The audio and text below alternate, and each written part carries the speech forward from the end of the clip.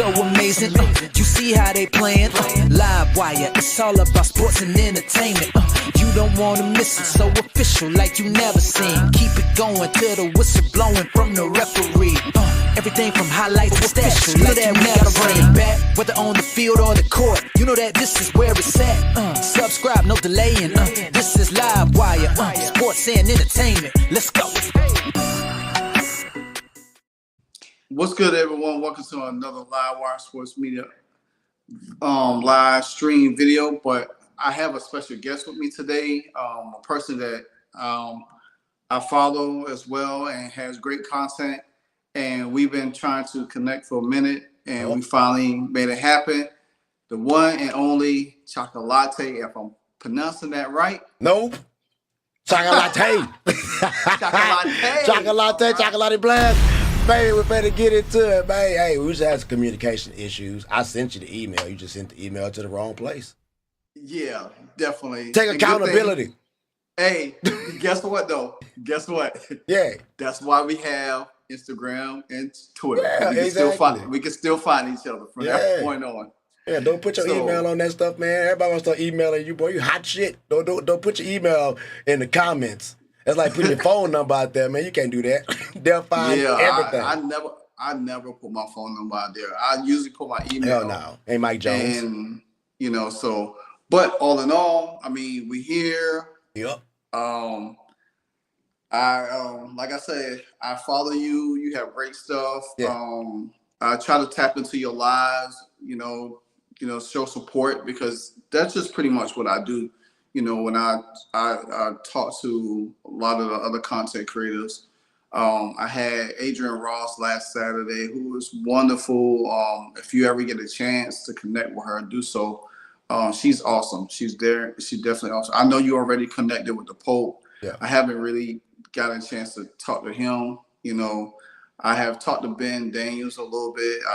Rudy from Come On Now podcast. I did a live with him last weekend.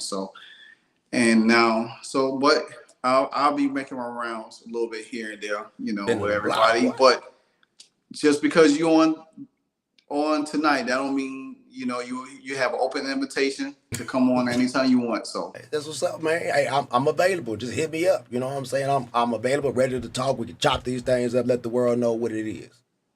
All right. So the first question tonight is how you feel about Stephanie White's hire. I know we all had our content. We talked about it here and there, but from a general perspective of yourself, how did you feel about it? I mean, it was the best choice. Like, it was literally the absolute best choice. When she came available, I bet you every other team that was missing a coach shot at her. Bet you they did. And she had so much. She already is invested in that team already. She's invested in the state, right? Her family's there. Everything is aligned for her to go out there and produce. She don't have to sit there and worry about what's going on with my family because we're so far away. Yeah. It's a hop, skip, and a jump right there. But outside of her, it was Lisa. That was it. People just wanted Lisa and our White. And I agree. We're talking about Caitlin and what they building around Caitlin. So if you're building around Caitlin, you might want to get the person who coached Caitlin in the last few years who was able to have her produce like how she did. So, yeah, exactly. But at the same time, she retired for a reason. So let's get somebody in there like Stephanie, right, that you can trust. Let's get somebody in there you can trust, bro. And just bring Lisa in there just to advise. I'm telling you, she'll come in there and say, hey, you guys work on this, you do this way, because you could see Caitlin's frustration, bro, leading up to the point to where Lisa showed up. Like, come on, man, a losing streak for this girl, bro. Like, how many games did she lose her last year? Like 3? Did she also have like an undefeated season at Iowa? Yeah. You see what I'm saying? So it's like to jump from that to going like 1-8, like in our first 9 games. I don't know what's going on. I'm not allowed to play like how I want to play or like how I'm used to playing. Like, they're not playing our style of basketball. And look, we're losing. That's true. You feel me? My perspective on it as well is that I knew a lot of people wanted Lisa Bluter because of the connection with Caitlin Clark, and I understood it. And but when Stephanie White came, when I first heard about it, I heard it from a different source. I didn't heard it through the news. It's somebody that I kind of like talked to behind the scenes, and they was posting it and they kept saying it, and people were doubting it, and I had to like really get the confirmation from the person. And when they told me Stephanie White was in play, I when I made the video about it, Adrian Ross made a video about it, and I never wavered from it. I knew from that point she was the top choice. It was told that they did talk to Lisa, but she declined. You know, she didn't want the job. And I also looked at two factors. I looked at Lisa's age. She's 63. She retired. How much more years would she wanted to coach Caitlin? You know, if she did came to the W, would she wanted to deal with some of the nonsense in the W? You know, surrounding different coaches and stuff. You know, the league and the commission and all of that stuff. So I was like, well, if Lisa come, okay, that would be good. She'll know how to build her staff. She'll know the players that she want. Maybe some of her Iowa players might want to come then to Indiana. So that was to be another plus. Some people were worried about, well, would Caitlin, you know, a lot of people would say, well, hey, Caitlin bringing in her own coach. It would be like a LeBron James thing. Then also, you already had a narrative out there like calling Caitlin a coach killer when she really ain't no coach killer, because the thing about it is we all know Chrissy Sides was bad. Yeah. We knew this from day one that Chrissy Sides was bad. And we all knew that Chrissy Sides was not coming back this year.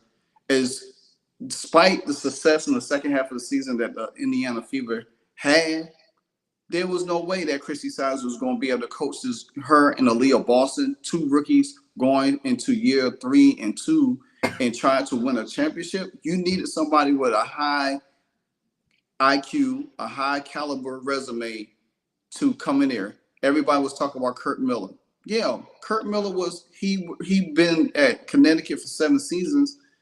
He took them to the championship, but guess what? He got replaced by Stephanie White. You know what I'm saying? And now that Stephanie White decided to come back home, because that was the main factor for her to take the opportunity. Some people say Chicago Sky. I could not see her coaching Angel Reese. There was no way I could see that dysfunctional franchise, the same way the Connecticut Sun is. So it made all the sense in the world. So, and like I said, when Kelly, I call her Kelly Kristoff because I can't pronounce the name correctly. Yeah. I just said by her first name. You can't say the last name, just say the first name. Don't butcher it. Yeah. So,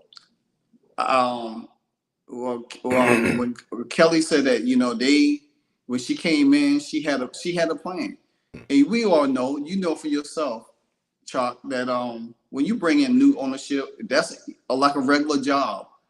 You know, heads gonna turn. So, but again, I mean, I like to hire her. I like her resume because, you know, for what she has done. You know, a lot of people wasn't high on it, but I think now a lot of people starting to turn, you know, and turn to see. But you know why they're not high on it. Really, I've asked this question. It was like, outside of what happened between Caitlin and Dejanay Carrington, right? And of course, you know, Alyssa Thompson, she always doing some dumb shit. But outside of that, bro, like what did Stephanie White do? That was nothing in my eyes, you know what I'm saying? Like, they want to bring up the issues that was going on with Caitlin's fans, right? But that wasn't Caitlin's fans. That was social media, bro. That's trolls. And that's what she was trying to say. Like, what y'all want to say? Hey, there's nothing else for me to say about this matter. Let's move on to the next thing. You never heard her bad-mouthing them. Like, I mean, Cheryl Reeves, damn near, if she didn't just say their name, she didn't like them. We know this for a matter of fact. So if her job was open, we don't know. I don't want her. No, I don't want her for the simple fact of how she treated Kayla too. Outside of the players, you gonna be like that way with her too? I didn't have no issues with White. None, bro. And she's second fiddle. He said it. Mm-hmm. If they approach Bluter and ask this, you want to do it, she's like, no, bro. Like, I understand, bro. You're 63 years old. Go live the rest of your life. You've been coaching the Iowa Hawkeyes for 24 years. Mm-hmm. Yo, it's time to move the hell on, bro. I'm not tripping. Look, let's go get her. She's the best option. She was coach of the year in 2023. She had the Connecticut Sun under double-digit losses. You know what I'm saying? And we're moving into the playoffs. Last year, they was under double-digit losses. There was a really good team then. Her team has been straight, the Connecticut Sun. They just can't get over the hump of the playoffs. So you take that same coach and put her on a team that has Kayla Clark, Kelsey Mitchell, and Aaliyah Boston on it, bro. And all you do is surround it with players. Look, man, that is a definitive big three in the WNBA. And I want you to look at any other team and tell me who was they big threes. Compared to them. They breaking up teams, bro. Like Kelsey Plum about to be gone. And I'll tell them what's about to happen to the Liberty. There's no telling. Well, I broke it all down in a couple of videos I have. Is that I looked at the landscape of the W with with the expansion draft coming up and Kelsey Plum. I think she might go to the Golden State. I think she might end up there because I think she wants to get from under Angel Wilson. I think the Angel Wilson thing is almost like the Angel Reese situation when Marina Mabry left. And the comments that Angel Wilson had made when about the white privilege situation, and the thing that's going, you know what I'm saying? And can you fault her? Yeah, you can't fault her for that. Yeah. And then you look at the lawsuit they're dealing with the De'Erica Hamby situation. You like, okay, I want a fresh start. I don't think she'd be a fit for the Fever. I don't think, if we didn't have Caitlin Clark and she was a free agent, I think then that would be different. Yeah, but we have Caitlin, so we don't really need Kelsey Plum. Now, if they core her or keep her there, then that's a whole different ball game. But at the same time, it just I think a lot of people, you look at the Connecticut Sun. I saw some. Me personally, I don't want no Sun player on our team. They slow. They already up there in age, and I think they're not going to bring any more toxicity to to the Fever, because they're already seeking to trade Alyssa Smith. So that once they get that one person out there, they're not going to bring anybody from the Sun. I just don't, because they can't run, because this team wants to still be able to have a high, fast-paced, up-tempo game along with defense. And if you bring somebody if you look at the Suns team, Stephanie White couldn't teach up-tempo. The defense led to some of their up-tempo stuff, but they still a half-court team and they slow. So that's going to be the interesting thing. And then, if you look at most of the free, now there's one person in particular that is a free agent I really like. I would love. She was buried behind Angel Reese and Camila Cardozo before she finally got time to play and everything. And she's a good player. I did something on her too. So now I know you said the big three with Kelsey Mitchell and Boston and Clark. And I know that a lot of people was looking at the press conference and they acknowledged Lexi Hall. And I think Lexi Hall is part of that big four, but at the same time, they integrated big three. And, you got to think their main goal is to sign Kelsey Mitchell back. They're not going to let Kelsey go out the door. That's one thing I don't see them doing. Kelly said that she definitely want to bring her back, and I think they're gonna do everything they can to make her happy and bring her back. So that's a good thing. Do you have any idea for who you would want them to go after free agency wise? And the only person I said I want to go after right now was Cunningham. I wish she wouldn't have re-signed with the Mercury, but I felt like she did that to protect herself from getting picked up in the expansion. So I understand that. And who can they give? They can give somebody like Katie Lou and Wallace as a combo to go over there and pick her up. That's something they can get rid of. I want that too. She gonna fit this team as far as like a good outside shooter, the big body, and go in there and play defense. That's what I want to see. And then I want another tall. They need another big, bro, because Timmy ain't no taller than Boston. No, you know what I'm saying? And like real talk, Timmy is clumsy as hell, bro. Have you just watched her play? Yeah, she can't catch. She look like a baby deer. She like a baby deer out there, bro. I'm telling you, but she's has a high motor. She's good on defense. She gets good rebounds. But outside of that, man, like I need you to be able to score at some times, right? And that's what they had in Smith. That's why I like Smith. But she started falling out with the coach and not accepting her role. Like at first it was Mitchell, I don't want to play this role. I don't want to play off ball. But then she's like, okay, I got you. I'll do it. Right? Yeah. Then Boston is like, well, why is the ball not coming to me? And then when it started coming to her, you left out Smith. There is no room for her to eat. Once she starts screwing up, guess where she going? To the bench. Because the rest of her shots, they're going to go over there to Lexi. Especially coming into this next year when they can actually work her into play. Ain't no way in hell you're going to have Lexi out there not taking no damn shots in the playoffs. Yeah. Who's she like 2 shots? 1 in one of the games? No, bro, that's not going to happen. It's not going to happen. So I need for them to hold on to Smith, which is what I feel like they're going to do. Because I've said this before. In order to move forward, they got to hold 6, right? And then everybody else is unprotected. Y'all just free pickings. Yeah. Right? I think they could hold 4. I know for sure, bro. Yeah. They're going to hold Hull, Mitchell, Caitlin, and Boston. Because I'm not finna show up at your press conference and you finna get rid of my ass. I don't know what the hell you think this shit is. I'm gonna come out there and support you. Now you finna send my ass over to another team. The hell's wrong with you? Put me in that rotation. Did you see me play? Right. I'm the one that didn't give up. She was hustling 4 quarters. She out there getting them damn rebounds. Nobody else could score. It's like they was tired of playing for Coach Sides, man. Let's go home. I'm tired of playing for this damn lady. You ain't lying. I agree with you. Lexi, like, look, I know I'm part of this. I ain't got nothing to worry about. And I don't think it'd be crazy if they let her go. That definitely would not make Caitlin happy. Yeah. But I think Lexi's there. I know Mike. He just said that they need to sign Liz Cambridge. Liz is big, but she can't run up the floor. That's another. I would love if they had Liz Cambridge like last year.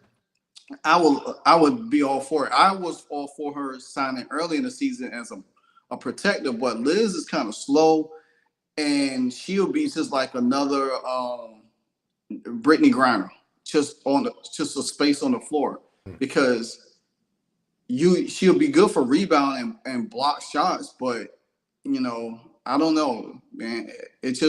I think they just need to bring a lot of I think they need to bring a lot of versatility, and that's what Kelly was talking about: versatility, size, and versatility. Because you're gonna have to be able to run up and down that floor with Caitlin Clark. There's no way that you gonna come out in there out of shape. You see what Boston looked like early on in the season, about gassed out. Until the second half of the season, she finally started looking like a little bit better. Yo, they gonna change the game, then, bro. Think about it, man. Like the tallest women that I see in the WNBA are the absolute slowest women in the WNBA. Definitely. Every single one of them. So if your ass can't shoot, right, there's no need for you in the WNBA. Because you're so damn slow, we're going to get a playoff and get a rebound before your ass get down court if we don't miss. So that's going to start to be no need for them unless they're going to be able to slim down and get fast, because look at somebody like Asia's height. Asia's 6'5", right? 6'5", 6'6". They start getting any taller than that, they moving around like Brittany Griner. That shit is slow as hell. Them 6'9" girls like Cardosa, all of those 6'9" are slow as hell. And then gonna be they not gonna be able to keep up. If this is the blueprint, bro. This is the blueprint. It's just like the Suns, right? The Suns when they had D'Antoni. When they was coming, they spent like how many seconds on the shot clock? They were like 8 seconds. 8 second shot clock, 11 seconds. Look at how people play now. Everybody play like that, man. I'm seeing, bro, I don't know if anybody's realized this shit, but people are putting up 90 plus shots a game. Have you ever seen that shit before in your life? We talking about No. shooting 64 shots from the 3-point. It's insane. But it's because that's what people want to see. So if they keep talking about, hey, what's going to happen to the WNBA, they can actually compete now, because if they can shoot threes, they doing something that people want to see. Remember, it was dunks. It was dunks. Even when the women could dunk, the shit looked goofy as hell. Rim grazers. Rim grazers on 2K. You got a 2K package, rim grazer. Go buy you some VC and get you a new package. You can't, though. They're not going to lower the rim. I can't imagine them coming down there and windmilling. This shit just looks goofy. It don't look right. I don't mind seeing somebody like Kyrie spinning that bitch off the glass, all these different moves. I love to see all that. Let's go. Make it happen. But some of them can't do that. So they got to develop that. Bro, if all you can do is lay up, I'll be the best damn layupper on the damn planet. The absolute best. I'll be spinning that bitch off my head. I'll be going behind my back, all kind of crazy ass plays. Are you serious? Because I know it's going to make people watch. Kaylin is shooting from the logo because she can shoot from the logo. There you go. You know what I'm saying? It ain't like she just out there bullshitting. Even when she shoots, bro, it looks like she's shooting like a dude. The game is mimicking what the men do. And come on, bro. I don't want to see that goofy shit. I don't want to see wide open layups that don't touch nothing. How the hell do you have air ball layups? Exactly. I don't want to do it. I never seen it. You ever seen how they drive to the rim and lay the ball up and under the rim? It's like a scoop shot from. How you make a scoop layup from? Who taught them that? Exactly. And No, not for real. No, listen, for real. Listen, hold on. I'm being for real. Who taught them how to lay the ball up like that? I know you see other players like Juju, right? You see how she lays the ball up? Like, they just do this shit right here. They hand be up like this, and it just keep going. They just jump and This forward momentum's gonna make the ball just push from my hand. Man, come on, man. They need so much, my guy. They need so much, because you mean to look, Asia was they saving light, bro. That person that play like Tim Duncan, bro. Are you watching the NBA? Are you watching the NBA? If Tim Duncan is the face of the damn NBA, what the hell? Nah, bro. No. And the thing about it is, I have watched Asia play this year, and being honest, she can't run the floor good either. She's not very lateral either. No. Because if you get a quick person in front of her and take her off the dribble, she doesn't move her feet well laterally. It's like she has to back up and then move her body. And I was like, these women played in college. And I was like, who is they trainer? Who teaches them the fundamentals of basketball? Bro, because this is my thing. I said this because I think somebody had asked me a question one time, and I told them, I do believe in this new CBA deal, they need to find a way. Somebody said Asia Huxtable, basically. I said that they need to do like the NBA, bring in like a G League where players, young players get ready to come into the league. If they don't get drafted, they get drafted, they go to the G League and develop a little bit better. Like the guy Tyler I thought that's Marsh, what Unrivaled was gonna be. No. I honestly thought that's what Unrivaled was going to be at first before I understood there was a 3-on-3 league. I was like, damn, can Unrivaled be something like a G League? Because when we talk about a G League, we talk about developing these females, right? How many of these females do you think will be able to develop into something special that we want to watch? Because this is what I'm doing right now. I am assessing Angel Reese. I'm assessing her because she's supposed to be working out with Dwayne Wade. But all I see from her is bullshit. I want to see her play basketball, bro, because I don't know her for basketball. Like, I'm not even fucking around. I want to see her for basketball because I hate that image of her. I hate that image. When anybody say anything about it, the first thing I think about is TikTok dances. I want to see you play, because if I don't see any transition in your game from this season to next season, The only reason they talked about you, the only reason. That's all we really talk about her is every time she posts pictures or show up at some event with half clothes on or whatever the case may be. But I wanted her to make it. I understand. I understand. Like for real, bro. I wanted her to make it for hooping, bro, because the WNBA is on a upward trajectory. It's on an up right now, bro. Look, listen, check this out. I want you to watch this. Watch. You ready? Yeah. It's November. It's November. The what's the 9th, 10th? What the hell day is this, guys? The 10th, 9th? I think 9th. I think it's the 9th. 9th, right?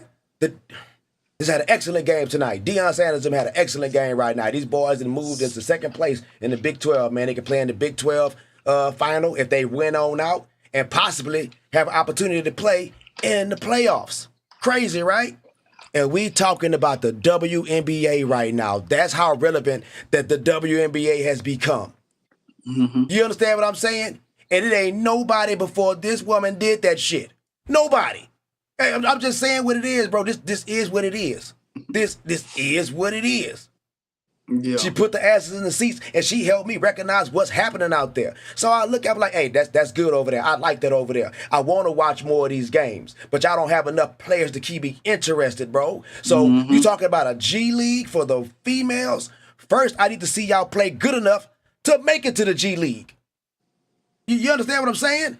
You not playing good enough to go to a G League. You gonna be done with college and blue. You not good enough. Like I don't look. LeBron James' son need to be in the G League. In fact, he don't need to be in the NBA. But if he gonna be in the NBA, he is in the G League now. Great. So understand what I'm saying? So that's where he need to be, so he can develop. It's women, right, that ain't even nowhere on that level that he's on, right, to go to a G League. It's like, well, I don't think they can develop you.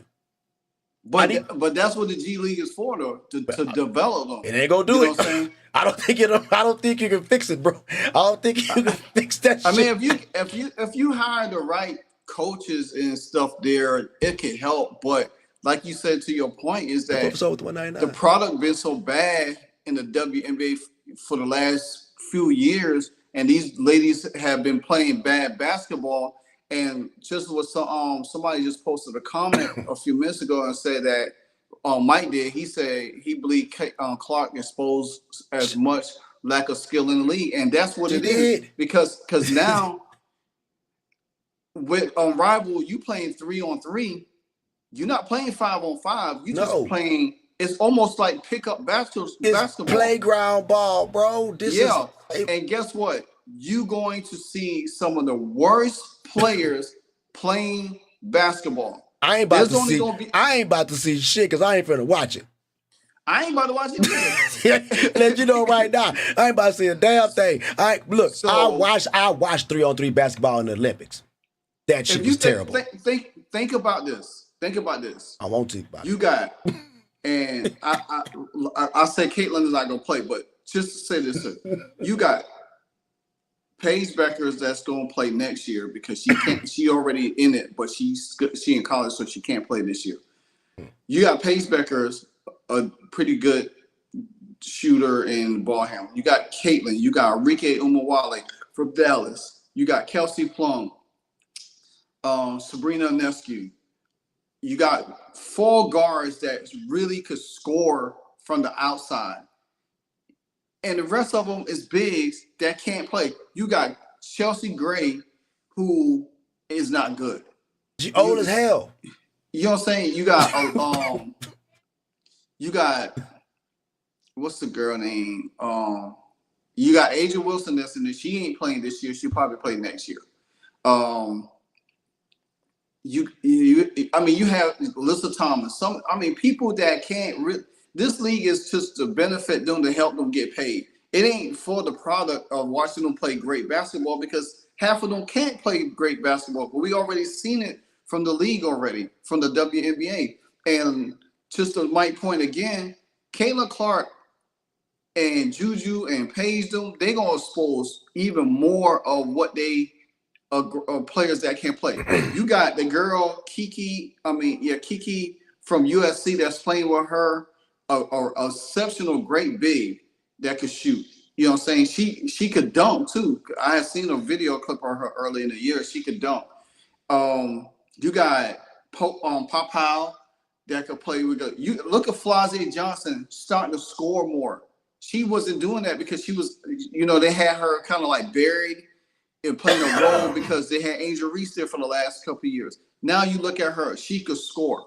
You know, Haley Van Lith could score, but she's short. You know what I'm saying? So Cameron Brink, she could score. She's one of, I think, was the best big rookie in the rookie class before she got hurt. Bro, she could shoot from the outside. That rebound record would have been hers. Oh yeah, definitely was. That would have been her. All that shit they talked about Angel would have been her. Yeah, and Angel just took advantage of it because the fact of the matter is Cameron got hurt. If Cameron got hurt, we wouldn't even have this comparison about Angel Reese and Caitlin Clark. We already knew that for that much. So, all right. So let me dive into another little topic real quick. Let's talk. Let's chop it up on the thoughts of Have you got a chance to look at the Candace Parker? It's funny you say that because I saw. I actually have it. It popped up on my feed, bro, and I'm finna get ready to read. Talking about being pissed off about opportunities. Yeah. Yeah. This is my thing. These women are so petty, and belligerent to the fact that nobody been watching them for years, and all of a sudden Caitlin Clark come on the scene. She's whining and complaining. So, well, when Caitlin's first year or last year in college, they put her game on ABC, but you on a major network. And matter of fact, Jason Willock pointed this out too, because I had watched the video when he was talking about it. First of all, you're on ESPN. ESPN don't have to move your game just because you feel like another network is going to showcase more viewership. ESPN is partnered with ABC. So if they figure that this star is going to generate the ratings that they need, they're going to move that star. We've seen Caitlin Clark got moved from arena to arena, TV programs, boosting viewership all across the board. Why would they move a game that you probably is not attractive? Half of these women, we already know the rhetoric behind some of these players. They use certain agendas, certain talking points, and it turns off viewers. People don't want to see your activism or your complaints. They want to see you play basketball. They want to see what you could do to make the product better. And all you're going to do is whine and complain day in and day out about something. They're not going to show that. They'll show Caitlin. They'd rather show Caitlin Clark 24/7 than show some of these other teams. You know what I'm saying? So, and then Caitlin Clark sold out a football stadium over 56,000 outside. So therefore, ain't nobody doing that. And Candace Parker was talking about, oh well, we were selling out arenas before and all of this stuff. 5,000, 5,000, 4,000. When? They were selling out for real. They were selling out 5,000 people though. They was like, hey man, hey bro, guess what we talking about? Not only are we talking about women's basketball, we're talking about women. So think about what I'm telling you. Emotional. Yeah. You get what I'm saying? It's a lot of thought that goes into what they do. So much, in fact, that they overthink. I'm not being, listen guys, come on y'all. Y'all know Chocolate loves the women. Chocolate loves his woman. I'm just keeping it real. Emotions drive a lot of these damn cars. A lot of them. Mm-hmm. That's why you see all the energy that was expelled in the WNBA, bro, because that was masculine energy in a female body. That's what we saw out there, bro. We saw motherfuckers out there clothes hanging people and all this other crazy shit, bro. Y'all not listening to me. So since you're not listening to me, this is how I'm going to react. This is how I'm going to react. Of course, you're going to see them pushing a lot of the activism shit because that's how they reacting. They're trying to get their voice heard, bro, and this is how they're trying to do it. And it's not the right way to go about it. It's not the right way. I definitely agree. If you really want if you really want to inspire change, right, just go out there and do the talent that God gave you. Like a lot of these people really trying to go out there and play for money. I'm out there trying to, I want this bag. When there's other people out there that's like, no, man, let's do it this way. And they get more money. Look at a person like Patrick Mahomes. I like to talk about Patrick Mahomes, right? Because this man took a pay cut just to keep one of his star defensive players on his team. I took a major pay cut. This man is one of the best players in the NFL and is one of the most least paid players in the damn NFL when it comes to a person of his caliber. Right? Why did he do that? Because I want to win. And if I'm going to win, right, logically, I have to win with my team. I can't do this shit by myself. Them women in the WNBA, like Candace Parker, that's pissed off because the opportunity is gone, is because the opportunity, when it's presented to you, how you reacted to it. All you have to do is shut the hell up and go out there and play basketball. And people would have watched you. Everybody says this shit. If it ain't because you couldn't make layups, it's because I wouldn't shut the hell up. I'm just being for real. What are y'all talking about? I want to watch basketball. I'm not watching them talk all this crazy shit in the NBA either, or in the NFL. I don't want to. I don't talk about it for myself because it's not my lane. It's not my lane. If I want to talk about damn politics, I'll go be a politician and have a damn site about politics. I don't want to hear about your politics. I don't care. You know what I care about? Can your ass make a layup? Because I just paid all this damn money to come in here and watch you play basketball, not to come in here and give me no damn speech. Play basketball. Chocolate blast. I have to go off on it real quick. Look, man, I just want to watch you play basketball. I didn't want to watch no sports at all, bro. I was done watching sports. My partner Al, he know. My partner Al, he know. I started watching because I heard somebody could play basketball like Steph Curry, man. Come on, bro, Steph Curry. Not somebody play basketball like Tim Duncan. They said somebody play basketball like Steph Curry, so I want to go watch play. Oh, my gosh. She does play like Steph Curry. Oh, my gosh. There are other players in the WNBA that are good, but whoa, wait a minute. Whoa. A lot of y'all is not very good. In fact, there's too many of y'all that's not very good. So whatever opportunity that y'all had, right, it was presented to y'all in a way that would have kept me entertained if you guys were playing the sport the way that would keep me entertained. That's it. That's it. Bottom line. It don't matter what the hell they talk about. I don't care about your damn opportunities. That's exactly why Cheryl Swoops keep hating. She hate on everybody now. She hate on anybody that's associated with Caitlin Clark. The shit is stupid. It's stupid, bro. I be looking at my people. I be like, man, shut the hell up, bro. What you talking about? It's dumb. What you talking about? Let her come in here because, man, I didn't know who Enrique was. Now I didn't know who Enrique was, bro. But now I ain't gonna bullshit you. She is one of my favorite people to watch. I love watching her torch them up in a damn WNBA All-Star game. I love watching her torch their ass. I love watching her go back and forth with Kelsey Mitchell. Live, I watched it live. The shit was awesome. Now give me more games like that. You don't have any more players that can play that way? So you mean to tell me I gotta watch? Okay, I watched Steph Curry play tonight, and then every other game, I'm watching somebody like Tyrese Halliburton score 0 points. Or anybody, look, Cade, I don't even know any damn names of the people that play for the Pistons. But it'll be like me watching the Pistons every other game if I'm not watching that game that had the fever in it. Period. They have a legit big three in the WNBA. All three of them girls made the All-Star game. I don't care about the Aces is done. That team is a wrap. They finna get dismantled. The Liberty gonna keep their big three. That Jacqueline Jones she's a beast. I like her. I'm glad she got that All-Star game. I think the Liberty gonna lose some pieces too because I think Leslie Core, Satu's sister, I think they'll end up losing her because to be honest, she a bench player, right? I think they said she already she might want to go get her own shit. She come off the bench. But the thing about it is, she was the key piece to them winning them couple games because she got championship, right? She I can leave.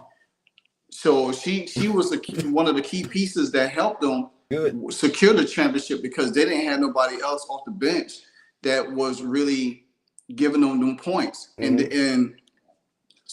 Minnesota didn't have a person that they can match up with her. So unless the only way they keep her, they have to core her, along with other players that they want to core. And, Breonna Stewart, they all probably going to sign a 1-year deal. Everybody probably going to sign a 1-year deal until this new CBA kick in and everything like that. But hold on real quick. Don't that core shit come with a max contract, though? Yeah. So you mean tell me they're going to give a max contract to a bench player? They ain't going to do it. You get to keep 6 players. You get to keep 6 players. I don't know how the contracts work for that part, but I know the core designation core player is like free agency, like the franchise tag in the NFL. So that's most likely how Kelsey Mitchell's situation is going to end up being. Like, if they can't get her a long-term contract done before the season, they'll probably just core her and sign her to a tentative contract and then continue to work out a long-term contract throughout the season. So, but if because I do believe the Fever have over with Wheeler's contract coming up the books. And I think somebody else's, I do believe they have enough money to pay her. And if they make a trade to sign Satu, they have enough money to pay her too. Bro, money ain't no option. Money is not an option with the Fever right now, bro. These players going to be available, and if they're going to want to come over there and play, that's where it's at right now. I think they will. And then, for what I have read and heard earlier, is that they paid Stephanie White's last year contract with the Sun, and I think they paid the rest of Christy Side's contract as well. So, I mean, I'm sure they got something that they figuring out to make it work, because at the end of the day, you got players that's going to want to come and play. And if they come and play with Caitlin, they're going to play for whatever. They're going to take whatever they could get and just to play and have a chance to win a championship, And just like your point with Patrick Mahomes, because who he learned that from, the one and only Tom Brady, who took a deal. Yeah, take a Jordan did it. Jordan been doing it for the Bulls for their championship run, and we haven't seen that kind of deal in the NBA since then, because everybody was getting max contracts on top of max contracts, when some of them don't deserve max contracts, to be honest with you. So, bro, you know what, bro? I think you see it in everyday practice, especially when you got people who don't understand money, right? You ever read 50 Cent book? No. Okay. Well, in his book, bro, he talks about this guy who allowed him to come to his studio, right, to make songs. And when 50 Cent finally made it big, dude was like, "Hey, man, you made it. I'm going to need you to pay for all that time you was in my studio." He was like, "What? For real?" He's like, "Okay, that's fine." He's like, "How about I give you," he said, I think like 40,000 and then like a point. So he'll give him a point for every one of his CDs that was sold. Right? No, that's what he said. He said he would give a point instead of because he wanted 40,000. But 50 Cent, I give you a point on every one of the CDs that sold. He's like, "Nah, I want that 40. So see, all right. If he'd have took that point, bro, he'd have got $1.5 million. Oh, wow. Yeah. You know what I'm saying? Yeah. So, I'd had a brain fart. Bring me back. Hey, I'd had a brain fart. It happens sometimes talking like this glass because I got, whoa. Hold on, wait a minute. Let me put some pimping in it. All right, to go back to Patrick Mahomes. All right. You can stay on this team. And this point for you, bro, will be the fact that you're going to get some championships. And I'm finna line you up because you're finna get some commercials. You about to get all this stuff in your favor. But you want this big money. That's how people are in the NFL right now, in the NBA. They want the big money. They don't want to take the point. Hey, the point's going to be long lasting. Even today, if that album is streaming, that dude would have been getting a point off of 50's album. But instead, he wanted to take that check. So look at what's happening now. Look, Carmelo Anthony is a prime example. Kept taking the damn check. And then finally, when he wanted to go chase a championship, hey, bro, LeBron too old. This team, AD can't stay healthy. You know what I'm saying? Hey, this is not the Russell Westbrook that we know. This is done, bro. Like, It was like when the Lakers tried to do that shit with Gary Payton and Karl Malone. Remember that? It's the same thing, bro. Exactly. That team was hella old. Yeah, you old, bro. You want all that damn money because I don't give a damn what you say, Carmelo Anthony. Ain't no way in hell I'm gonna enjoy having these damn gold medals over having a championship in the NBA. When you was little, you can't tell me you was like, man, I can't wait till I grow up and go win 4 gold medals for Team America. America didn't even. Boy, don't you get me started on you, Carmelo. You know damn well you grew up want to be a champion in the NBA. America wasn't even fucking with you like that. Seriously? You want to go make gold medals? Get the hell up out of here, bro. Don't play with me. Don't play with me. Stop, Carmelo. Just take it on the chin, bro. You didn't win. You wanted the big check. But you good though. You good though, man. Hey, look, you are great, man. You well off. Take that money. I think can't eat them gold medals though. I think the new CBA kicks in 26, and I think around that time, I think Aaliyah Boston, her rookie contract ends that year, and then I think, if I'm not mistaken, I think Caitlin's ends the year after. I think they'll pay Caitlin. I'll pay Aaliyah, but it's gonna be interesting because I think between now and that time, I think if they end up winning, say two WNBA titles, and they have a good team around them, I could see Caitlin taking less money to keep the championship team intact. I think Aaliyah probably she's going to try to get as much as she can because she likes money. One thing she says she like a lot of commas. So, bro, they about to get broke off. Like okay. This CBA, you said it should not kick in into 2026, so they can't do no type of salary adjustments right now.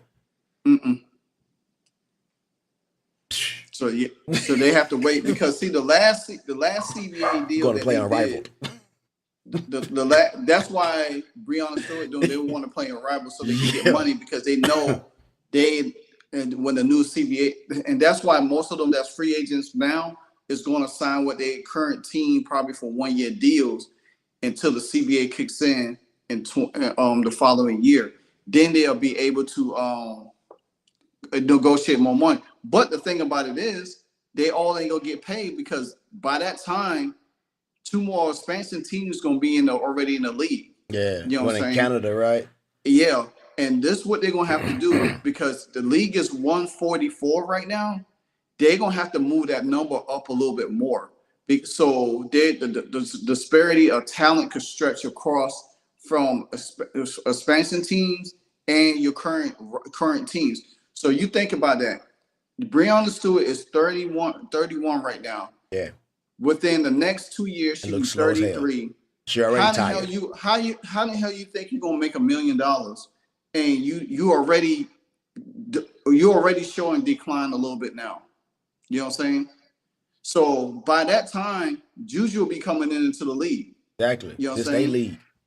Yeah, and Paige Beckers she'll probably be in the league she'll have about 2 seasons in the league right then and there. Now, the only thing about my concern about Paige is that she's been injured. I'm not questioning her skill set, but I think if you still gonna have some of these older women in the league and they knocking her around, how well she's gonna be able to adjust to that. I think Caitlin is. I don't think it's gonna be that kind of league like that. No, like I mean, it's gonna be what it is, bro. But like honestly, fool, like I don't think it's going. It's a reason why. It's a reason why there was 7 coaching vacancies, man. There's a reason why there was 7 coaching vacancies, and one of the coaches left their team that made it into the second round of the playoffs. It's a reason why. Man, they sick of that shit. Bro, Witherspoon had no control of her locker room, bro, in Chicago. They was not going to be able to keep that lady over there when you got this woman. And is oddly enough, she was one of the reasons why you don't see Liz around in the WNBA anymore. Kennedy ran her ass off. If somebody as crazy as Liz, because Liz was one of them enforced type that'll slam you too, she got ran off by her. Bro, like, I'm not standing up. That was nonsense, bro. I don't want to be around it. So now I know you've seen the videos, bro. I saw it on accident. Bro, because I was going to look up Aaliyah Thompson and see like anybody else she'd have hit because she caught Angel around her neck, slammed her on the ground. She did plenty of people like that. I even heard people in the WNBA say that's how she is. They say she's a dog. They keep saying this dog, this competitor, but I'm like, bro, that's not that shit is dirty stupid. play. That's not. Yeah. That's not a dog. A dog is a person who just got that it factor, you know, and knows how to play. There ain't being a dirty player is not being a dog. You just a dirty player. You're just a dirty player. You know? What you talking about? We don't want to see that. And then then when you drive to the basket, you trying to be like LeBron, throwing your shoulder into the person, and you can't shoot. You got both arms messed up. You barely can shoot. You shoot one-handed.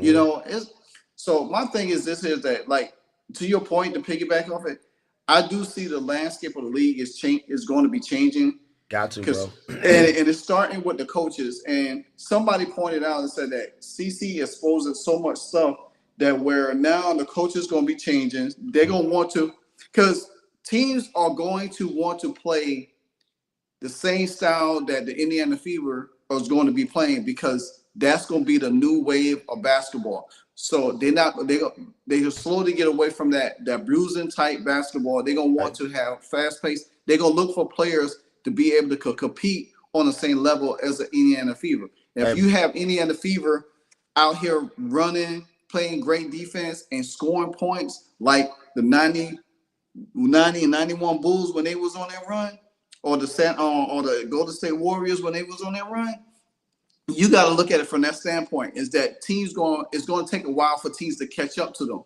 By that time, the Fever could probably win like 2 or 3 championships by that time before the league before teams start catching up with them. Because you're going to have to need that. Yeah, and you need that change. You need that new wave of flurry in the league to get away from that. Look, my guy. Then hold on, I want to say this to you. Okay. They really gonna they gonna need that, bro. And I had something I want to say to you, man, that has something to pertain to doing with these girls' money, bro. But I'm gonna let you go because it was good. Just go ahead, go. It's gonna come back to me. Go ahead, go, man. All right. So yeah, so I think I see that change coming, and I think it's going to start with the Indiana Fever. It's going to start with Stephanie White Dome, because one thing Kelly said. Oh, it's back. It's back. I don't mean to cut you off, but it's back. Go. Look back. You play Call of Duty, bro? Yeah, play Call of Duty. When it first came out. I don't play video games now. So check it out, bro. So Call of Duty, right? That shit was crashing and going crazy, right? You couldn't play it.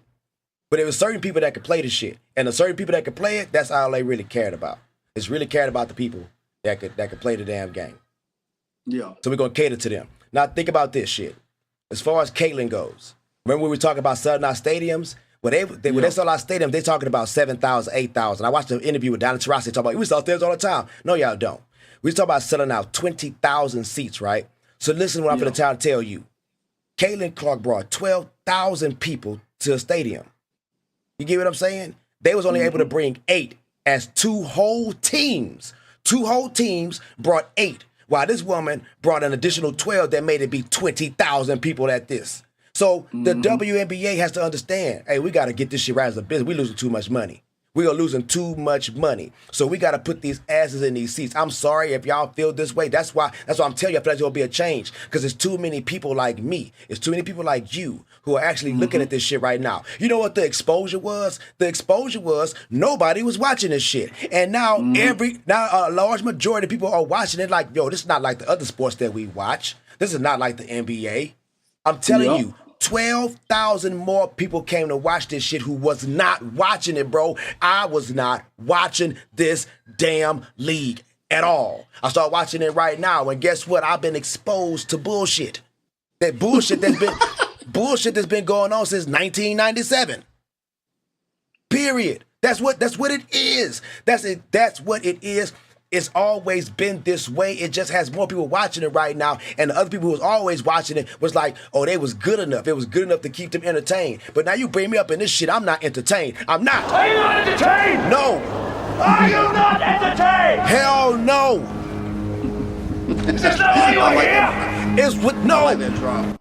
I was not there for that shit, my guy. Listen, none of us was, bro. You was not talking about no damn WNBA this same time last year. You probably talking about some football shit. You wasn't talking about this. It wasn't relevant. It's relevant right now in 2024, in November the 9th, when we should be talking about football. We're talking about this because it's one of the most relevant things out there right now. That's just what it is. Period. Mm-hmm. It's been made that way. So, yes, be mad, Candace. Be mad. Look, I ain't gonna lie to you, bro. Look, I ain't gonna lie to you. Probably be mad too.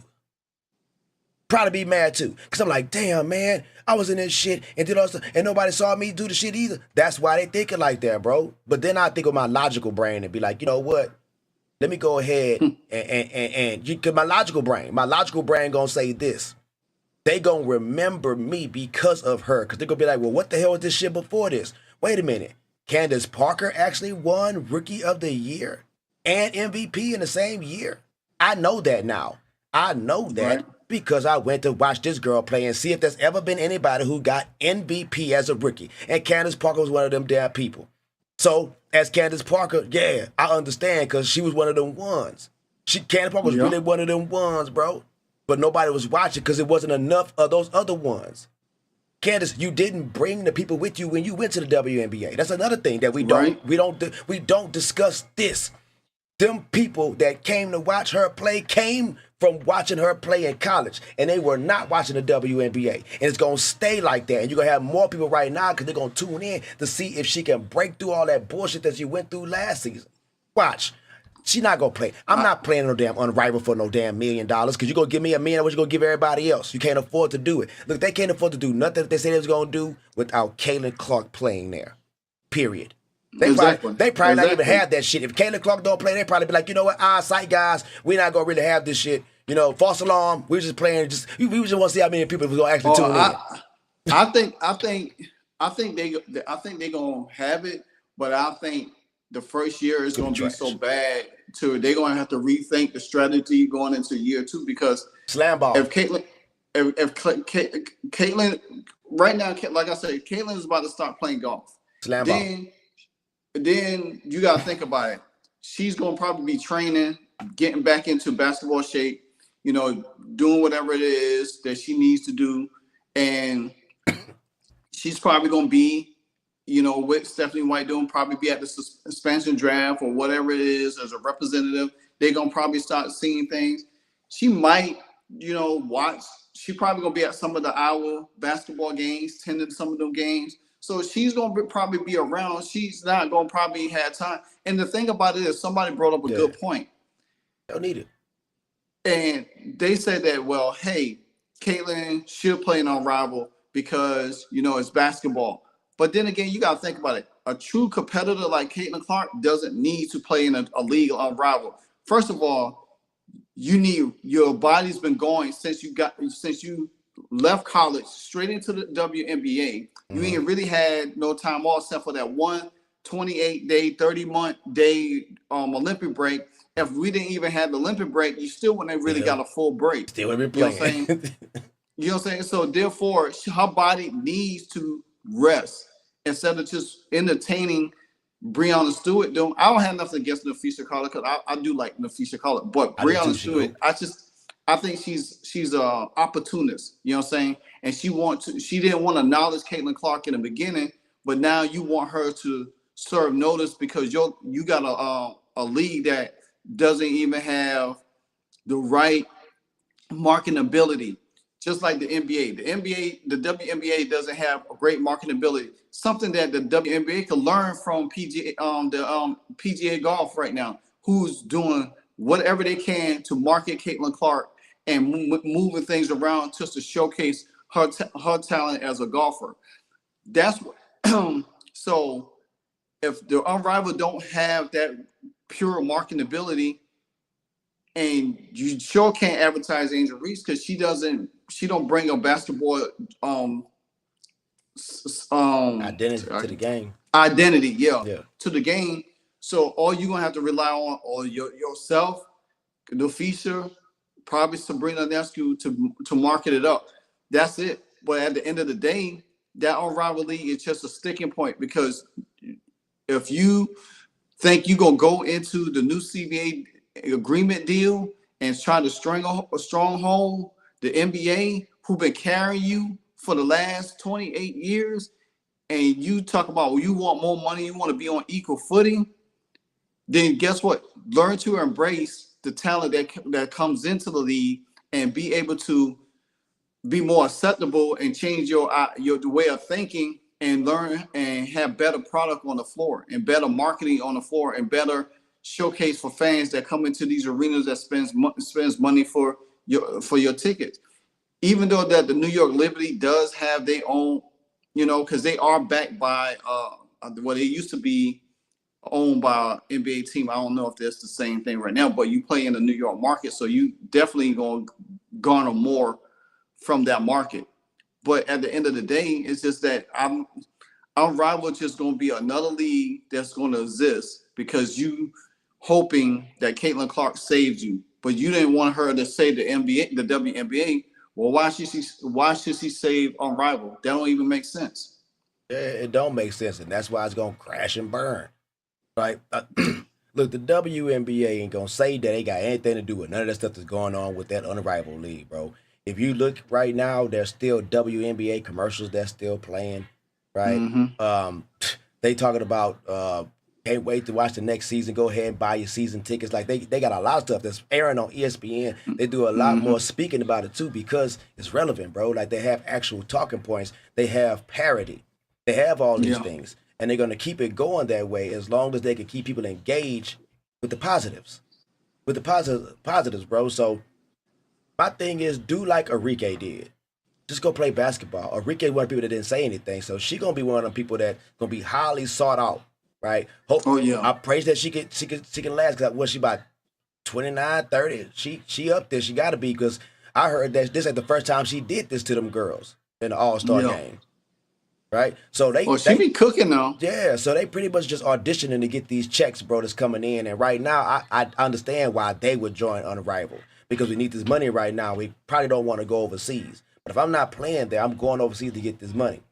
Until it's time, right? And like when it comes to Kaylin, it's just people just going to be making news. They're going to be making news about anything that goes along with this girl because they don't have anything else to say about her because they didn't say the stuff about her that was positive. You just can't switch up because I don't want to hear that. You didn't say these things about her. Like you just said it. You said you got a problem with Brianna and not Nafisha because Brianna, the way she was acting before Kaylin started playing good. Did she want to turn around because she need her? Well, guess what, Brianna? You knew you was going to need her. You been knew you was going to need her if you knew this league was going to start up. But this is going to be like another one of those other like flash in the past type thing that thought was going to be a good idea because the WNBA was starting to be a little bit successful. But in honesty, it was just people that didn't have anything to do or nothing to watch because of the damn pandemic. So they were just watching stuff. This is what they would you getting an influx of people watching these things right now because it's something to do. And you also got somebody like Asia. Like she did. Asia really did bring people to watch that game. People from South Carolina, people from all them areas that's cool with Don Staley. They started watching. They really did. But that's all they was watching. And you can't hold attention with just that. And she didn't bring anybody else with her. That's just what it is. Kaylin brought a lot more people with her. Kaylin got NIL money, bro. Kaylin got all the I heard that she even do 30-minute calls and shit like that and get paid $100,000. You do interviews and mentorships and stuff. So she don't need any of this money, bro, at all.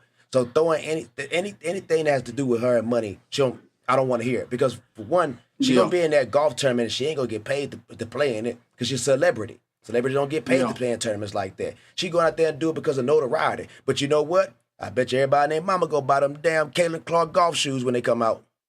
Oh yeah. Or that golf shirt, or that Nike golf shirt that's gonna have on that swing and that shit. Cause all they doing right now is they couldn't put shit out for Asia because it wasn't gonna sell, bro. When you got Kate Martin coming to your team and selling more jerseys than you the starter, that's a problem. And you know what the problem is? The problem for them is that they didn't get their shit together when it was time to get their shit together. Everybody else did during the pandemic. They still the ones that was fussing and going on and didn't want to make that change. They want to make the change. It's too late now because we want to see people are actually tuning in to watch the NCAA right now. Women's basketball, a lot of them. They even broadcasted on ESPN. A lot of bro, go look at ESPN right now. It's all up and down the channels because they're trying to get on the gravy train, but so they can be like, yeah, we was the first people to report this before anybody. That's how they're trying to do. That's what they want to do, but man, it's too late. Look, Kaylin's right. Look, Kaylin exposed all that women stuff. All the sports for them. All that shit just got exposed, man, because we wasn't watching them, and now we watching them and we want to show support. I want to support these other women, bro, Right. but I can't support you if this is how y'all behaving. That's just how it is. I can't support you if you're acting like this. I didn't come over to watch it. And I'll turn this shit off and just go right back to watching football in the NBA. Thank you, Yup. because I wasn't watching anything. Kayla brought back to watching it all together. Now I'll go watch it. I ain't got to watch this shit. Y'all keep being stupid if you want to. And if Kaylin decides, right, because she got a dang golf coach with her, she's a raw talent. And from what my understanding, that's what a lot of coaches say they would love to have in golf players, raw talent. Because if you can drive, bro, if you can drive that damn ball like 350 yards, 400 yards, I could teach you how to putt and everything else. But that power that's on that swing, that's something hard I got to teach you. And that's because you gonna also have some bad habits that you ain't gonna want to break. But a brand new person to the game, come on, man. I got you. I can mold you. I can cultivate you. So I want to pluck your head on this real quick because I watched a video on X for the Ringer, and it was talking about that Caitlyn has no rivals. They tried to make Angel Reese her rivalry from college into the league. They call it the Larry Bird, Magic Johnson type thing. But if you really look at it, because Paige is coming, so they're gonna try to have Paige as a rival. They're probably gonna have Juju, later on down the line. And if you think about it, is my opinion of it. She has no rival. Her only competition is herself. Bro, how are rivals created? Storylines. What's their storyline? They don't Pretty have much. one other than this shit. Other than that, there's nothing. Beyond that, there is nothing. The next story they got right is them beating LSU, and instead of her going over there and gloating, she went over there and gave her a hug. You know why she went over there and gave her a hug? Because last year y'all beat us, and that shit hurt. And I know how it feels. So I'm gonna come over here and give you a hug instead of rubbing this shit in your face. It hurts. And that shit shows, because when she was on that damn panel after the game crying, it hurt. This shit, it hurts. So let me come over here and console you. That's why you can't have no rival with somebody who does not match you. Bro, look at the stats. None of them matched her. Even with Paige. Paige won the award for the freshman of the year, but it should have went to damn Kayla, who had way better stats than her. But it's that UConn blood, bro. It's the bias that goes along with this game. Exactly. Look, man. Larry Bird and Magic Johnson shit was created because of them. Because of them and that era, right? Yeah. White versus black. Now, you can sit there and say that shit going on right now, bro, but I'm the type of person who's like, screw all that, because that's not what this is with them. She's way better than her, period. Larry Bird and Magic Johnson, they were both of them was damn good. But you can't compare Clark and Reese because Reese is nowhere in her league. Nowhere, bro. We talking about people that's not even in the WNBA yet that they should be comparing Caitlin Clark to. Exactly. That's how far behind the WNBA is, bro. That the talent that's supposed to boost it ain't even there yet. They not even there yet, bro. They probably playing tomorrow night. You know what I'm saying? In somebody's university, bro. Like that's what we looking at right now. We looking at a whole change, bro. 2024 is the year of change. All that shit that was behind the dark is being brought to the light. All of it, bro. Everything being exposed. That shit is exposed. And that's why I was sitting there. I was sitting there thinking when I heard them talking about it, and the one guy, he was like, he said the guy that was on it, he was like, well, hey, he believed Caitlyn has a rival in Angel Reese because you got Angel Reese is the bad villain, Caitlyn is like, the good person. I was like, but still, when it comes down to pure basketball, it's no rival. Like we seen Caitlyn beat Paige last year in college. And I think in the Bro, NCAA tournament, you seen Paige beat Juju. Are there You know what I'm rivals in female sports? Yeah. Who's some rivals that we got that was in female sports? Let me see. If you look at it, well, from basketball standpoint, they ain't none. There ain't none. There ain't none. So the WNBA wrote a bad script then. They wrote a badass script because you try to create a rivalry between two people and you ain't never had a rivalry before. You went about this shit all wrong. You should have got behind this person as marketing them the way that you was trying to market Asia. That shit was... And that shit is stupid, bro. It looked bad. Look, I told you, bro. I had to... Talking about women. The bad script writers. Then you get on ChatGPT. And you gotta think about it. Just like when Michael Jordan came into the league, he didn't have a rival. Everybody was his rival because he wanted to tear down everybody. He wanted to beat everybody. And you got to think, Jordan, when the free agent came around, Jordan didn't want it over. He got certain pieces that complement his team, but he didn't win off the big names like the Patrick Ewings, the Karl Malones, and all them. He wanted to beat them. They actually talk though. So here's the thing, man, that's crazy about social media, bro, and that the fact that these people are still alive. They ain't like they didn't have no conversation, just that they was too old. At one point, Jordan was trying to like play with Larry Bird. Larry Bird, it was a rap for him. So like, and they spoke about things like that. Now, did they do them? It didn't happen. Could it have happened? Probably, yeah, it could. Yeah, they was like, even Kobe, bro, as much as I love the Mamba, bro, he was about to go to Chicago. I'm tired of playing with y'all. Y'all can't give me the right players. Give me the right players. I wanted him to end up in Chicago so bad. Man. He stayed with the Lakers. But I was like, man. If he'd have went to Chicago, bro, he wouldn't have got 2 more. That's just how it was, bro. They had to get him because that's the sports and entertainment, man. Sports and entertainment. We talk about the Lakers and look, the nostalgia was coming back, but the Lakers, they too old, bro. They can't do it with AD. He's too fragile. The Celtics brought back that nostalgia from way before. The Los Angeles Dodgers and the New York Yankees playing in the World Series had a lot of people tune in, bro. It was something that people hadn't seen in a very, very long time. It's the nostalgia of it. You gotta be able to entertain the young and the old. And the old taught those young to love those teams. That's why you see so many people that still love the Dallas Cowboys. Because the old taught them to love that.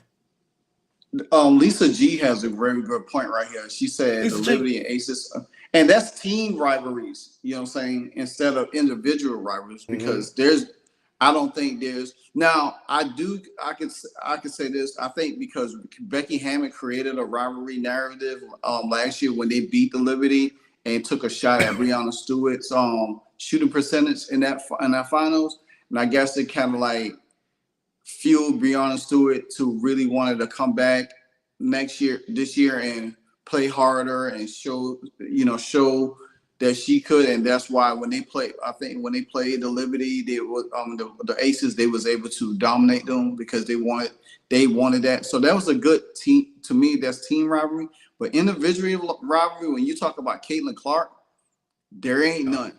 There's none. See it, bro. When you talk about Caitlin Clark, you could have Angel Reese, you could have Paige Beckers, you could have Juju, you could have Sabrina Ionescu, you could have all the people you want to compare to her. She is uno nuno. Nobody's like her. She's like the Michael Jordan of the WNBA because she's on a pedestal by herself, and then what she did as a rookie going into her sophomore year, and she caps her sophomore year off with a championship with Stephanie White, Leo Boston, and Kelsey Mitchell, that's going to even make her stature even higher, because then you got to think about this. Can Angel do it? Can Paige do it? Can Juju do it? The pressure going to be so much on them to do that, and she's going to set that bar so high. And then you got to think about this. If she wins, because you got to think, Breonna Stewart jumped from team to team to get championships. So she got some in Seattle and she got some in New York. Minnesota is the only team that Cheryl Reeves coached that's won titles. Nobody really changed teams. She didn't change teams.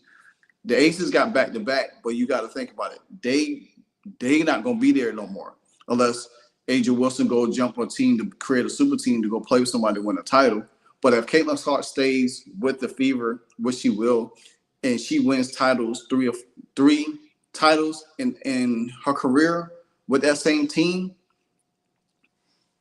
that's going to be more impressive than what Asia or Breonna Stewart did, because Breonna Stewart had to go from team to team to get championships. Bro, If you stay to, they can get that right. So they can get that right now, bro. Right now. Like I watched the I think I watched the final 2 games between the Liberty and the Lynx, man. And like in that that last game, bro, it looked like everybody out there was out of gas. Everybody. It looked like everybody on the floor was tired, bro. And I'm like, man, this is unacceptable. And this is like this because all y'all women out there are reaching that part of y'all lives where things start to slow down. It's way different for y'all, man. I'm telling you, it's way different. That damn biological clock is ticking. As men get older, they get stronger. As women get older, y'all start breaking down a whole lot faster than us. That's just what it is. So Brianna looked like she was dead out there, man. Her and freaking Inescu, she couldn't make it. So it was like 1 for 20, some shit like that. It's crazy, bro. They was tired. And that's what we saw when Kayla was tired. She didn't have no lift on her shots. Nothing. So that's what we saw coming to the end. Now you mean tell me that we gonna sit up here and continue to watch that? They finna get shuffled around. When you look at a rival, right? A rivalry. It can't be a rivalry because Brianna didn't start off with that team. She just got over that right now. And the only reason why you want to say it's a rivalry is because they beat them in the finals. Did anybody get into a fight? Did anybody get punched in the face? Did somebody get thrown at them? Like, that's what creates rivals. Every time we play y'all, it's a hard-fought game. It ain't no hard-fought game every time they play. Y'all, this is a makeshift rivalry, man. You know what? In fact, you have to be good to have rivals. You have to be good for that to be a rivalry. And this was not good enough product or entertaining for anyone to be a rivalry. That whole storyline between even Angel and Kayla wasn't even good enough to be a rivalry, bro. We get it. No. Cameron Brink don't get hurt. We don't talk about Angel Reese like that. We don't talk about it. And even still, bro, what she did was mediocre. When you think about it, like somebody go do that same thing next year. Watch. Aaliyah Boston could have did this shit, but you know what? They would like, well, she's not a rookie. They would say some dumb shit like that, but Aaliyah Boston was averaging a double-double.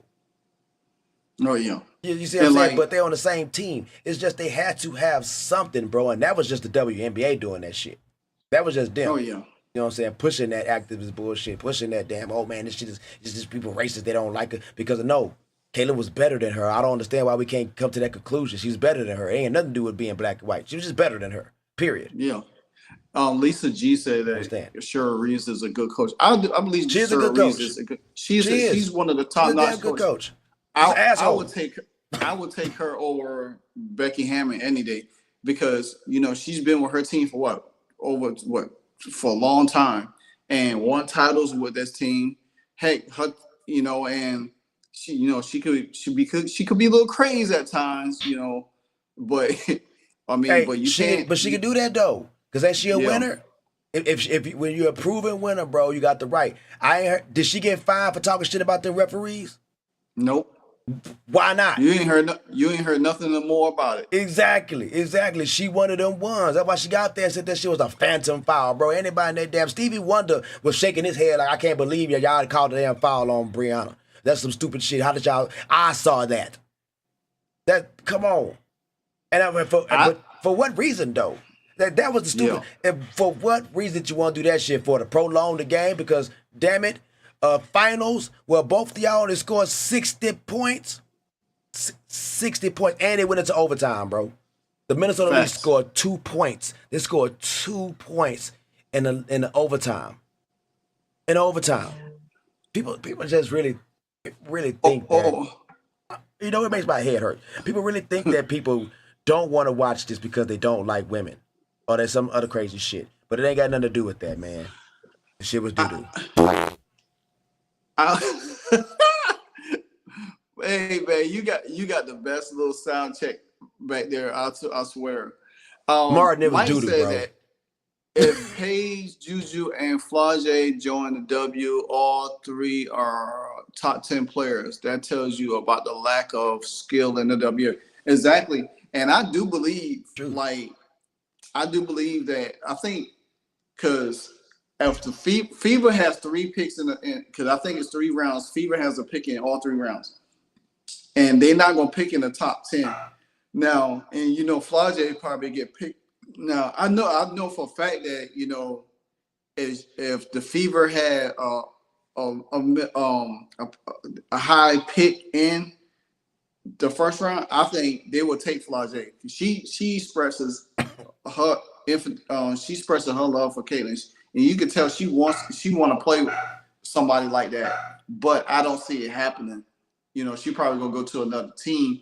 Only thing is with Flage, I just don't want her to go to a big name team. I'd rather see her go to somewhere like probably Dallas, the Mystics, probably Atlanta, because she's, you know, her hometown is Savannah, Georgia. That would be nice homecoming right there for her. Yeah, and she where just bought some land out there too. Yeah, that would be nice to Nice see her go to homecoming. Atlanta. Yeah. So I would like that. New coach Now, over this is there gonna and be everything. this is going to be interesting. So if Paige Beckers get drafted number 1, and say that the LA Sparks draft her, Powerhouse. I read an article, bro. I read an article that said that they got they are at a higher percentage to get the first pick in the draft. I don't think it'd be a powerhouse because they still had a good team. Man, they can hoop, bro. Like Rakia can hoop, man. It's just when you start go ahead. But think about this. As Rakia Jackson had a good breakout season right after Cameron Brink. Mm-hmm. How is her role is going to take place if you draft the Paige? Cameron Brink, her skill set is different because it's on waiver. You're going to have to find a balance between Paige and Rakia. You know what I'm saying? Especially to have them on the floor, all 3 of them on the floor at the same time as the starters. Who you going to have to run your point guard position? So I guess that's coach's job, man. That's the coach's job, bro. Like, man, Klay Thompson, Steph Curry, but when Draymond came in there, who else they had? They had a pretty damn Andre Iguodala. They had a pretty damn good team over there, bro. And you never ever heard them say there's not enough basketballs to go around. Mm-hmm. I've never heard them say that for that team, bro. When LeBron went and made the super team with Bosh and Wade, they was like, it's not enough basketballs. There's only one basketball out there. But nobody's ever said that about the Golden State Warriors because they are an unselfish basketball team. Look, why are we not saying that about the Indiana Fever? The Indiana Fever got Boston over there. They got Kelsey Mitchell. They got Caitlin Clark. Remember, Caitlin dropped 28 points one game and Mitchell dropped 36. Boston dropped 7, but she only dropped 7, bro, because she was getting towed by them damn trees up in there from Dallas. They was too big for her. If Boston would have went out and started shooting for the from outside, from the elbow, like she know how to do, because she got to develop that. She already had a shot, a good midi. Go do that. You got all them damn points, and you gonna start seeing 100-point games, like you start to see from them. Look, they start scoring a lot of 100-point games out of Indiana. So if you got a coach that's gonna go in there and coach that, right? This is your position. Kayla knew her position, and she get buckets when she want to. She get them when she want to. So if Rakia is a person that can get buckets when she want to, or if Paige is a person that can get buckets when she want to, right? One of them is gonna be that player that distributes. Yeah, they have to. They have to. That's coaching.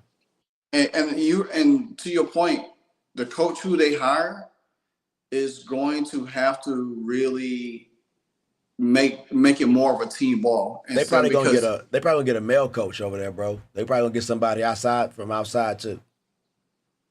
Because I don't see, even if the Dallas Wings was to get the number 1 pick and they drafted, say they draft, say if they drafted Paige Beckers, she definitely won't be getting no shots because Enrique is going to take. It was luckily that Satu was able to get the shots that she could get when she was over there. You know what I'm saying?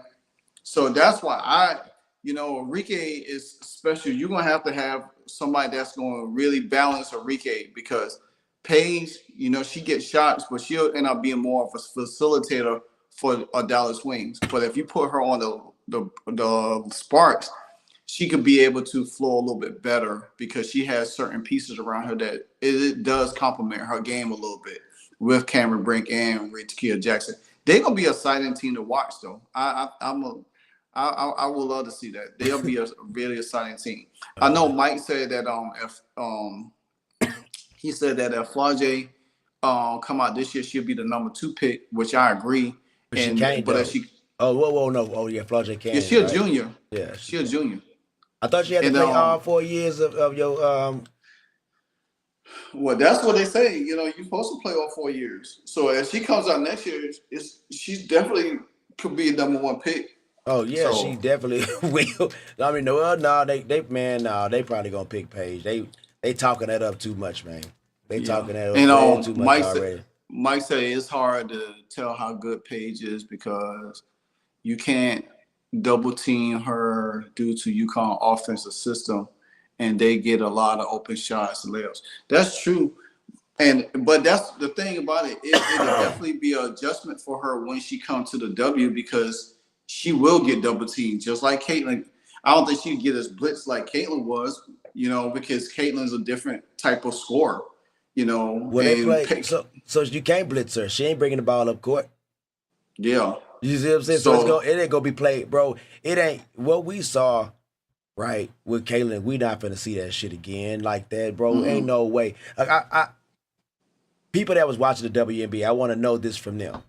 People that was watching, if anybody in the comments in the chat, even in your chat, anybody who's been watching the WNBA before this point, has there been anybody in the WNBA that got treated the way that Caitlin Clark did? Nah. Because I'm telling you, I haven't been watching. I watched early 1999 was the last I watched of it, bro. Never seen. Now Kelsey Plum said that she got treated like that when she came in the league. I don't know how true because I like I say, Caitlin Clark brought me back. Nobody else brought me back, so I don't know. I kind of watched it a little bit when Myra Moore was there, but that's about it. I didn't see that. No. The answer is no. So like this is a once in a lifetime thing, bro. Like this is, I don't know how old you are, bro, but like I've seen a lot of stars like celebrities. I would tell my age, but well, it don't even matter. So check it out, bro. Like I've seen a lot of stars become stars, bro. And I'm talking about once in a generation talent where you look at them and be like, damn, that kid gonna be nice. Right? Like seriously. That kid gonna be nice. And then they actually make it. I remember when LeBron James was playing basketball in high school on ESPN. They ain't never show no damn high school players playing no damn basketball on ESPN. Guess what? They knew he was gonna make it. And he made it. Jordan. They knew Jordan was gonna make it when he came out of college. They got behind his ass. Even brought him over there to Nike to give him a basketball shoe, a damn company that make tennis shoes. You wanna know where the word tennis shoes came from? They really meant tennis shoes. That shoe that you play tennis in. Yeah. That's where the word tennis came from. So Nike brought his ass over there and built him a basketball shoe, bro. They know those ones. Mike Tyson, the youngest heavyweight champion ever. We saw these things, right? That's what she is. Because look, we know who the tennis woman is. Serena Williams. Yep. Right? We know who the golf man is. Tiger Woods. We know who the basketball man is. Michael Jordan. Some people say LeBron James. But we know all these men, right? We know who the football man is now. Tom Brady. But Mahomes is coming. We know all these things. Yeah. Who is the WNBA thing? If it ain't Caitlin Clark. Who is it? Who has it always been? Dinosaur Taurasi? Who was it? Who was it? Ooh, I think back then it probably was Taurasi, but now they trying to put Asia Wilson out there. But they ain't got this kind of buzz. They not that person. Have this kind of buzz. Yeah. None of them is that, bro. None of them is this person to the point where they're talking about them going out there playing golf. What are they talking about? Okay, check this out. Watch this. What are they talking about Asia for right now? Her comments. I ain't talking about Asia at all. Unless I'm talking about her, because they the ones that's comparing her. Bro, there is nothing to say about her. She showed up at a Miami Heat game, right? Wearing a Don Staley jersey. If you want to stay relevant, you should have came to the game wearing a damn Bam jersey. Because what the hell was you at this game for? That's what I'm talking about when it comes to marketing. I can't market you because you're not marketable. You wouldn't even market your damn boyfriend. What the? Look. And the thing, Mike said. I ripped my damn hair out. Why, bro? Why did you don't listen? Why? Like Mike said, he said that Pope said that DT is the face of the league and it needs a face of. I think to me, I think the face of the league thing is kind of like non-existent until Caitlyn got there. I think the face of the league thing, because to be a face of the league, you have to be able to draw certain type of numbers, viewership, sales, and everything. And I don't think the W just didn't have that. Even though, Don Taurasi played in the league for a very long time, and they trying to push Asia Wilson up there, but the negativity comes with Asia Wilson is it hurts her credibility to be anything, other anything great. Caitlin Clark comes into the league clean, squeaky, know how to talk to the media, doesn't say anything disparaging towards any player, rather how many times people take shots at her. They see how much people gravitate to her from every sport. She done been at football games, baseball games, radio shows. Whatever the case would be. Went back to her hometown. People gravitate to that. People love like great things. You know what I'm saying? And Caitlyn gives people hope. People love to see a great story. You're right. So therefore, the league now is starting to realize, okay, we had this wave came in this year. We can't mess it up going forward. They don't have no choice to put Caitlyn front and center, because if they continue to do the backdoor shenanigans like they did in the beginning of the season, it's not going to end well with them. Because the thing about it is, Adam Silver, them owners in the NBA is not going to continue to allow them to mess up that money. They're going to have to get it right one way or the other. And losing a lot. Yeah. I think this was it though. To be honest, I think this was one of the last straws, bro. Because this was a layup. Like for real. This was Russell Wilson handing the ball off to Marshawn Lynch on the goal line, bro. This was given. This was given to y'all, dude. Man, have you ever seen the Last Dance, bro? Show on Netflix where Michael Jordan talk about them. Yeah, bro. You see when Michael Jordan went to was in the Olympics, and he went and he was overseas, and they had long, big ass posters of him and all this. That's what you would have saw if Kaylee would have win. But but that dude might be right. Because when it comes to the face of the WNBA, they did have one.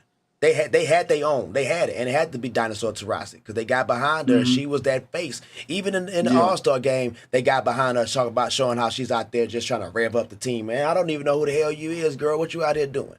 I didn't know who she was. Yeah. You know what I'm saying? So, like, they had to get it in gear, bro. Remember what I told you? Caitlin Clark brought 12,000 more people over there. Oh, Caitlin Clark got 700,000 votes. Yeah. Last year, Asia got the highest vote count, and it's only 95,000. Only 95,000, bro. That damn WNBA All-Star game peaked at 4 million views. 4 million views, bro. And for the life of them, they didn't want to acknowledge what it truly was, because they have been saying for years that they are a great thing, right? They even made shirts that said, hey, everybody watches women's basketball. They had all this shit lined up, bro. And it wasn't that. It wasn't that. And what they wanted to do was they wanted to bring every one of these great teams to go against Caitlin Clark to try to expose her to make her look sorry. Mm-hmm. And it worked in the beginning. People was like, oh man, Caitlin Clark, sorry, she ain't what they talking about. I saw the shit. I was like, y'all need her to succeed. Because I'm gonna tell you something. I wasn't watching this shit before she got over there. Her playing sorry or not, I still wasn't watching this shit. So y'all bumbling a bag by putting all these damn hard ass teams against her, and she got a sorry ass coach. Everything was going against her, bro. But the one thing that she had was the fact that she is Caitlin Clark. And when she want to turn that shit on, she can. If her teammates come with her, they're going to start winning games. And that's what you saw happen. You saw her turn it on. There was if you could go back and watch the games, there were plenty of times where Caitlin Clark just was it's like, you know what, screw it. I'll handle this myself mode. And would drive to the basket, lay up, get a foul, go to the free throw line, shoot a free throw and one. I see her running back. You look at Coach Size shaking her head. She didn't want to do that. Yeah. You'll see Caitlin wave off a player, right? She wouldn't do it. She wave it off. She get to a spot. I'm three. I'm leaning three. When she got hot, that's when she started shooting for the logo. She wasn't shooting for the logo just for the hell of it. When she knew she was hot and she would miss, I was like, damn, it's an ill-advised shot. Caitlin, don't do that. You trying to get Coach Size to let you go out there and do this shit, to show her. Coach Size was a very stubborn person. Coach Size is a defensive-minded person. So a defensive-minded person is going to teach half-court basketball. That's how she played defense, half-court. That was her mind. So you got a defensive specialist trying to coach a all-star who's broken records in scoring, and you got a defensive coach trying to coach that. That's why you can't do that. You can't put a defensive-minded coach over somebody who's offensive-minded. And then that Peggy said, shout out to Peggy. She said that don't forget about Olivia Mouse. I do like her game too, honestly. And yeah, the Fever do have the 8th pick, but they might end up trading that 8th pick. For if they might end up trading that 8th pick to get somebody who they might want through the Spencer draft, or they might use it as some kind of package deal to trade off Nalissa Smith too. So that's something to keep an eye out on that as well. She gone. But I do want my Sonia Cretan from Notre Dame they drafted her and where she could be a great backup for Cece. You know, depends on what they could do with the roster. But to your point is that I think when Diana Taurasi came in the league, you know, they did build her up because it was to me. I had liked Diana Taurasi. You know, I got away from her a little bit. You know, when she's in the league a little bit, but she, for everything that you have said, they did build her up as the face of the league. And so I guess she, in a way, she kind of still holds that a little bit to the title because she has announced that she's going to retire. So she's probably going to come back out one more year. And to your point again, what you said that was Sophie Cunningham, that you wanted her. 'Cause I'm a huge Sophie Cunningham, and I think she will be excellent. But I think she wanted to protect, like you said, wanted to protect herself with that 1 year re-signing. She didn't want to get poached by the expansion draft and everything like that. Now, I said this, I say that, is that if the Fever want her and she wants to come play with the Fever, then they could probably find a way to bring her over, trade her, you know. Bro, if she good enough to market or to maintain in this new transition of the WNBA, they will take her, bro. Like that's so. If you haven't watched her IG and watched her social media, yeah, Sophie Cunningham has it going on. She has endorsements and she's great. She's a real marketable player. So that's bro. So like look, you hitting the nail on the head, bro. Like I'm sorry, I got it in my throat. I'm not seeing no commercials. I'm not seeing no videos. I'm not seeing no nothing on the Dinosaur Taurasi. I'm not seeing no videos. You know what I'm seeing? I'm seeing used car commercials, bro. I'm seeing used car commercials because that's what these women can afford. Used cars. They can't afford anything. Come on, $75,000. You can't afford no damn brand new damn Tahoe or no Lexus. You got the one out there driving the Toyota Corollas. The big ass women driving them little ass cars, climbing all over the back seats and shit like that. That's what, and nobody realizes that. They got these women endorsing used car commercials. When we got people out there in tennis, they out there endorsing Lexus and Rolex, all this shit like that. Even people in the NBA, they endorsing their shoes, they companies. You don't even, come on, man. I seen one Asia Wilson commercial. One. Yep. One. I see them in State Farm commercials. They wearing State Farm uniforms. They not wearing no uniforms that represent the WNBA. I talk about none of that shit. They ain't got no cahoots with that. No. Oh yeah, No. definitely. No. So everything that we about to see right now is because it could be marketed. You can market every person that we spoken about. Hell, they giving Paige a damn shoe in college.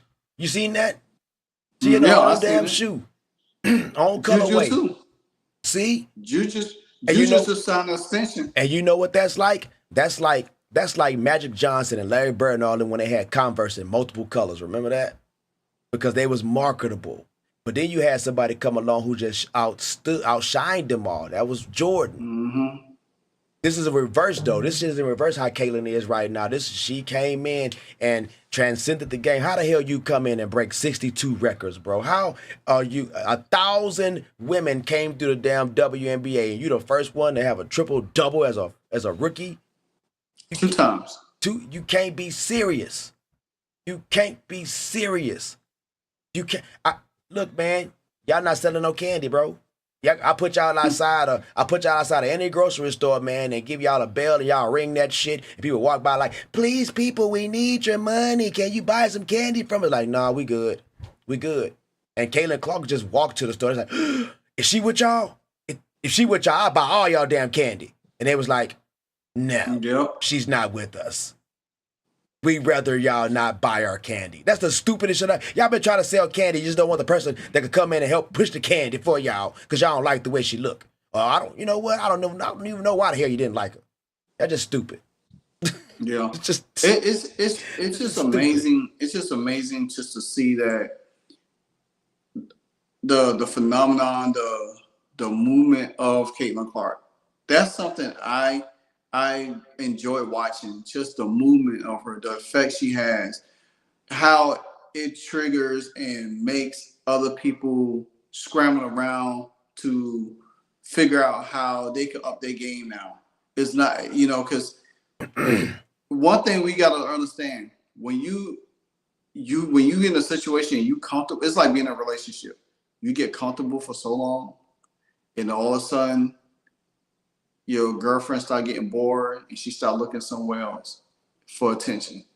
That's what now the league finally got the attention that they see. They got a new girlfriend, you know what I'm saying? And they don't know how to handle it. So, because they so used to being in a situation of being comfortable all the time. And now the comfortability is, is showing you it's more out there. It's more ways to do things. It's more exciting things to be out there. And now Caitlin Clark she's bringing a light. She's exposing a lot of things.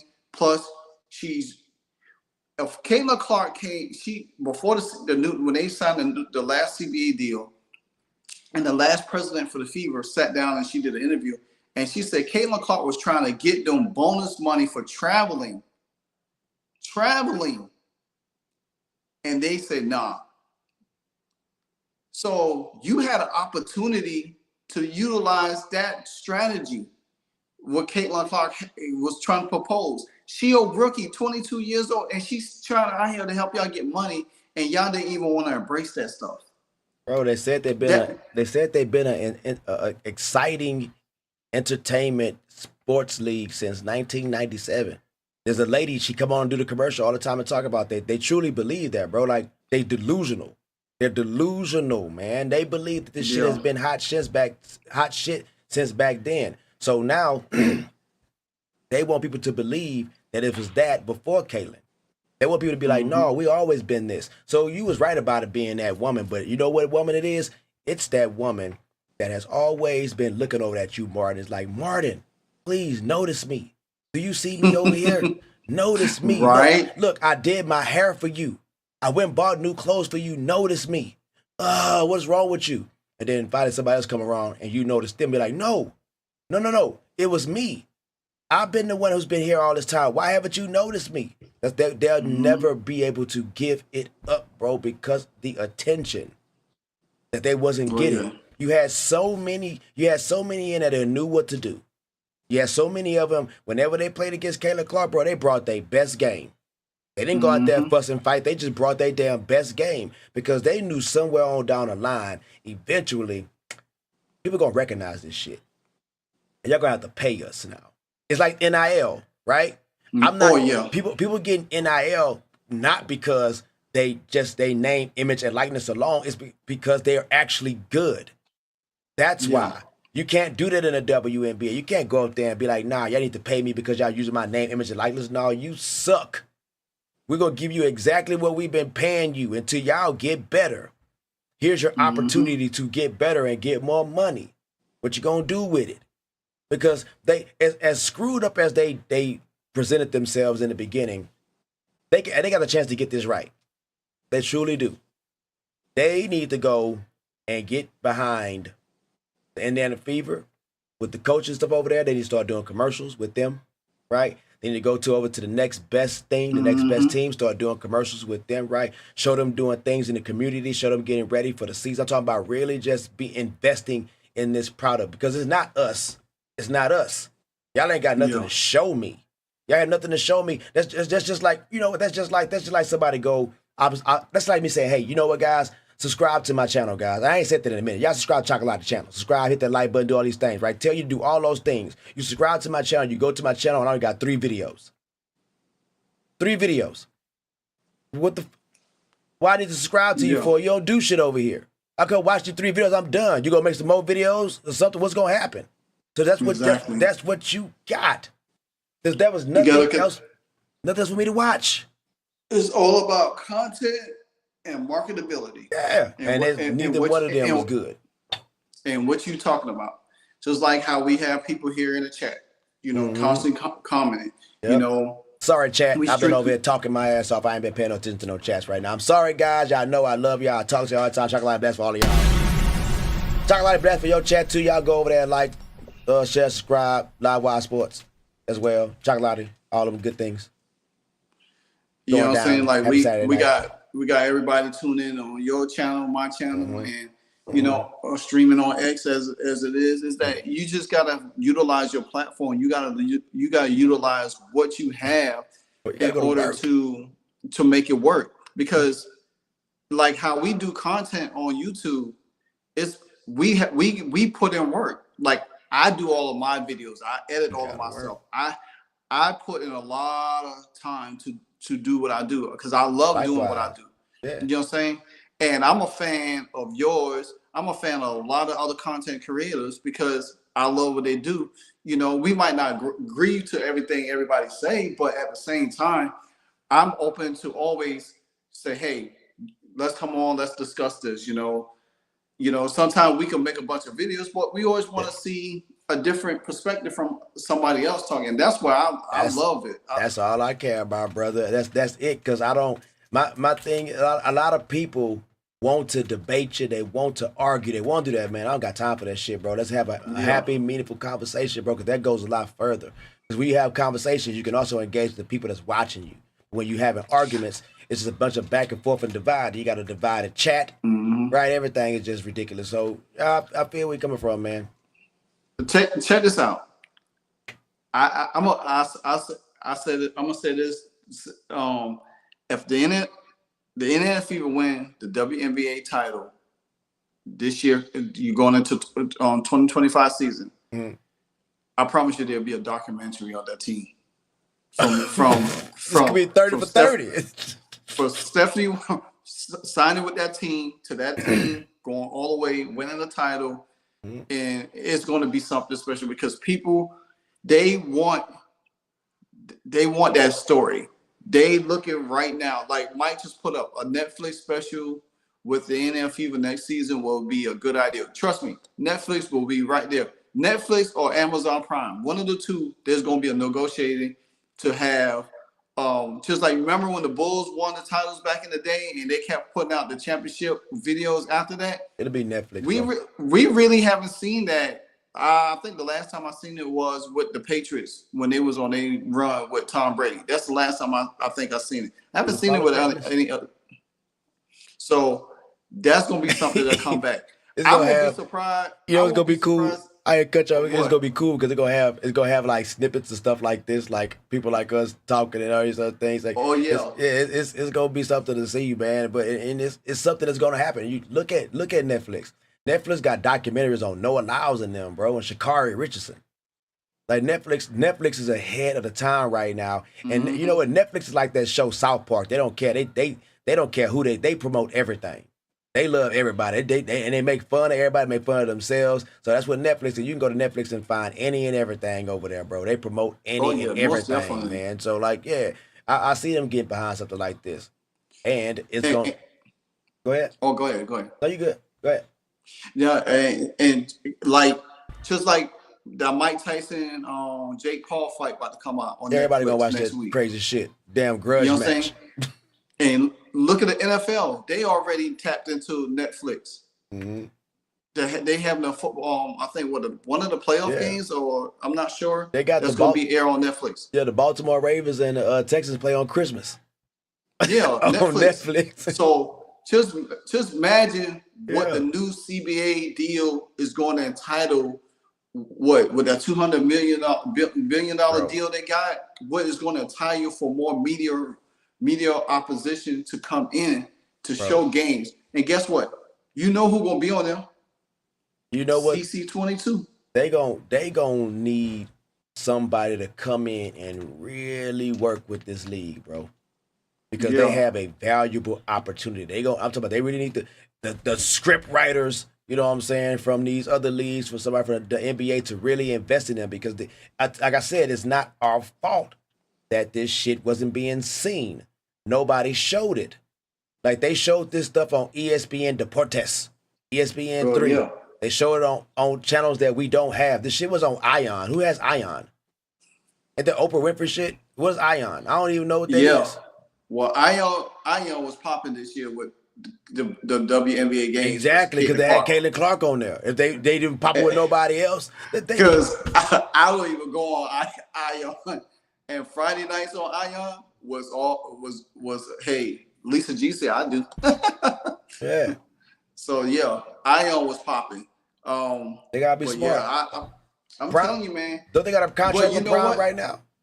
Yeah, you know what? I wish the league had a commissioner like Roger Goodell. I'm not a huge fan of him, but when it comes to marketing, he markets the NFL to every channel there is. You look how many games they have overseas. That's something that the WNBA should tap into in later on down the line. Like have a overseas game. You know, the NBA used to do it at one point in time, but they stopped. That's what they should do. They should have an overseas game, an exhibition game. But they can do that now, though. You know what I'm saying? I mean, with the fever. They couldn't. Everything that you said just now, bro. They couldn't do any of that before. Yeah. They could do. Who's gonna tune into that shit? You know what? Some people would have tuned in if it would have been Liberty versus Aces. They really would have, because they knew that was something that they was brewing up to be a rivalry, right? But other than that, nobody's gonna tune into that shit. You really tell me somebody go wake up at 5 o'clock in the morning or 8 o'clock in the morning to go watch this WNBA basketball game over there? People probably barely want to get up to go watch the Jaguars play football with them play. No, it's not gonna happen. You're gonna waste a lot of money doing it. Look, this is where we start talking about business, because this is what the women didn't understand. This is how business works, bro. Like, if I create a product and I'm selling it out of my shop, or if I create a shop where I'm selling goods from, and nobody's coming to buy any of my goods, I can't keep my shop open. I can't pay my employees. COVID showed people that shit. People couldn't pay their employees, so guess what? They had to lay their asses off. Mom and pop stores couldn't pay their employees, had to lay them off. I can't afford to pay you. WNBA, we can't afford to pay y'all because y'all not making no money. Dude, how y'all think y'all finna make some money when y'all selling tickets for $5? Exactly. You gotta pay everybody. We gotta pay stadium fees. We gotta pay to have this damn press conference at this. We gotta pay the damn bus. We got to pay flight. We got all this shit to pay for. By the time we get to y'all getting them weak ass contracts. Yep.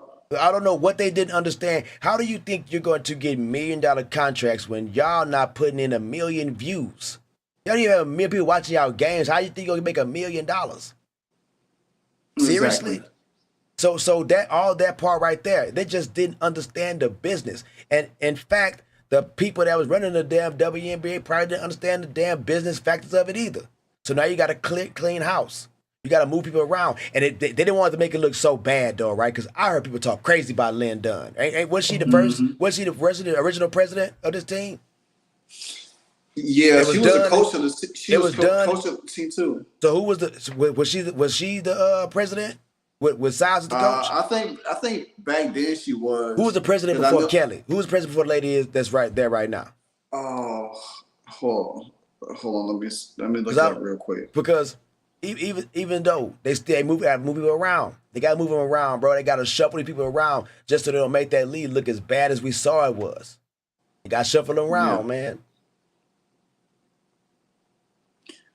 Because I think Lynn Dunn was the GM at this. It was a GM. I forgot the lady name. But you can't make money, bro, unless people spending money. We know that. That's where the economy works. That's why we got so many damn different holidays. They always be screaming about recession. What happened to that? Don't you remember they were talking about recession? We probably been going through. What the hell happened to that? No, I don't know. I tell you what happened. A holiday came around. Yep. I'm just saying, bro. That's why they have holidays, man, so we don't go into a recession. You mean to tell me that they can afford to give everybody $4,000 all of a sudden? Allison Barber was the last president for the team. Okay, I'm way off then. I thought it was somebody I thought it was I was wrong. Because actually Allison Dunn was the one that sat down and did an interview and told the guy that Caitlin Clark was trying to get them travel bonus for teams to when travel teams came. To Indiana or whatever the case may be, or just whenever a city to help them have like this. But they strong, independent women. They could do it themselves. They don't want you to hold the door open for them, bro. Yeah, I told you they lead a lot with they masculine. That's why it is the way it is. They not accepting no handout over there. When we did this we're loud and proud. That motherfucker that was holding the arm up shit like that, pointing at it. They was part of the manufacturers. The women. That's where it was. They wasn't gonna accept it, bro. No way, no how. So what has to happen? We gotta start getting rid of them. The Dinosaur Taurasi gonna try to hold on to this shit as long as possible, bro, because she's one of the creators of it. And now she gotta go. And it looks crazy because a person like me didn't even know who the hell she was until I saw them play the Mercury. Until I saw the people play the Mercury. So they're going to be a distant memory, bro. Can you imagine? Do you know any woman who wants to be a distant memory, bro? Yeah. No. Hey, it happens to the best of them. Eventually, you're going to have to move on. They wasn't good enough. They wasn't good enough. The same way they kept saying, well, Steph Curry came into the league. Well, hey, the league is not going to translate. Well, look where we at now. Everybody trying to shoot threes. Everybody. More and more and ever. There's no, like Shaq complained and said, well, he don't like the league, the NBA now because it don't future a big man. Well, it does future the big man, but the big man has a different role because the biggest man in their league, he could shoot threes, he could assist, he could rebound, and he could score. So that's a whole different aspect of the game that's changed too. They don't realize, bro, it's new. It had to. You're not finna see him that big no more, bro. Yao Ming was that big. And why didn't Yao Ming finish his career? Because he had that damn shit with his foot. This man's 7'7", he heavy 300 pounds. That's not good for your lower extremities, bro. It's not good for it. All that grounding and pounding on your body, you that heavy. These athletes had to evolve, bro. That's what you see. You see them evolving, but you see a lot more. I told my partner this. You're gonna see a lot more people looking like the Wilt Chamberlains again, and like the Shaqs. It's gonna start happening, but they're not gonna be as big, right? They just gonna be thin, like the Wembleys. You're gonna see a lot of them players start to come back in there, man, and they're gonna start revolutionizing that center position. You're gonna need you a 6'9" person again. Like about 5 years ago, you didn't need no damn tall person. You did not need one, but you can't have that shit right now. Not with no Nikola Jokic. You can shoot a 3-pointer and assist, and he rebounding. You're going to have you one of them. Every team that don't have them one of them is the ones that's struggling. Porzingis. Porzingis is one of them. Didn't they win a title? Yep. Who won a title before the Celtics? Joker, the Nuggets. Yeah, who won a title before them? I think. Dang, I'm trying to. Because if it wasn't the Warriors, then it was the Lakers. Then it was Giannis and them. But the fact of the matter, Giannis too. So the fact of the matter is, look at all them have a big ass man now. All those teams with the big dude are winning now. It's going back to the old school. But the big man is versatile. Exactly. That's a big versatile person. If you don't got it, you're not winning. You're not gonna win. Cause bro, you gonna come out there with that small ball lineup, all them damn guards. You don't got nobody over 6'7" on your team out there on the floor right now. They're gonna kill you. That's why the Joker gets so many damn rebounds. Because he's going against teams that's out there running with these small ass lineups. You gotta have you a big. But they wearing them down over there now, though. What the Nuggets look like right now. They lost like 4 or 5 games this season. Yeah. Yeah, the guard. And then you got look at Wemby. Wembyama. Yeah. He could do I could say he gonna be the new Joker because he could do everything. Dude could do everything. I'm afraid of him though, man. I'm afraid for him. Because if he don't build up his body like Giannis, he ain't gonna make it, bro. Mm-hmm. Like he gonna be too frail. Like, haven't he been out with an injury recently? No, I don't know. I haven't really catch too much NBA games because between covering WNBA topics and watching NFL and college football, I was just pretty locked into that. I don't really watch NBA games. I keep track of it because I'm a Bulls fan. Yeah. But I don't tap into it until after football season is over. Yeah, I don't either. I don't really get into it until after the All-Star game because before that they're playing 82 games. It's just like baseball. You're playing 162 games. You really don't get serious until you get to like your damn 70th game or some shit like that. Exactly. Your 60th game. So in the NBA it's the same way. And now that they created this damn play-in scenario, you don't see people playing as hard as they used to. Before you had 8 slots only. How many slots is it now? 10? Yeah. You got opportunity for 2 more teams to get in there, bro. So we're not gonna play as hard. But you know what though? I like how they created that scenario for the NCAA because what it did was it gave teams the opportunity to play against those other schools that they were afraid to play because they didn't want to lose a game in the beginning.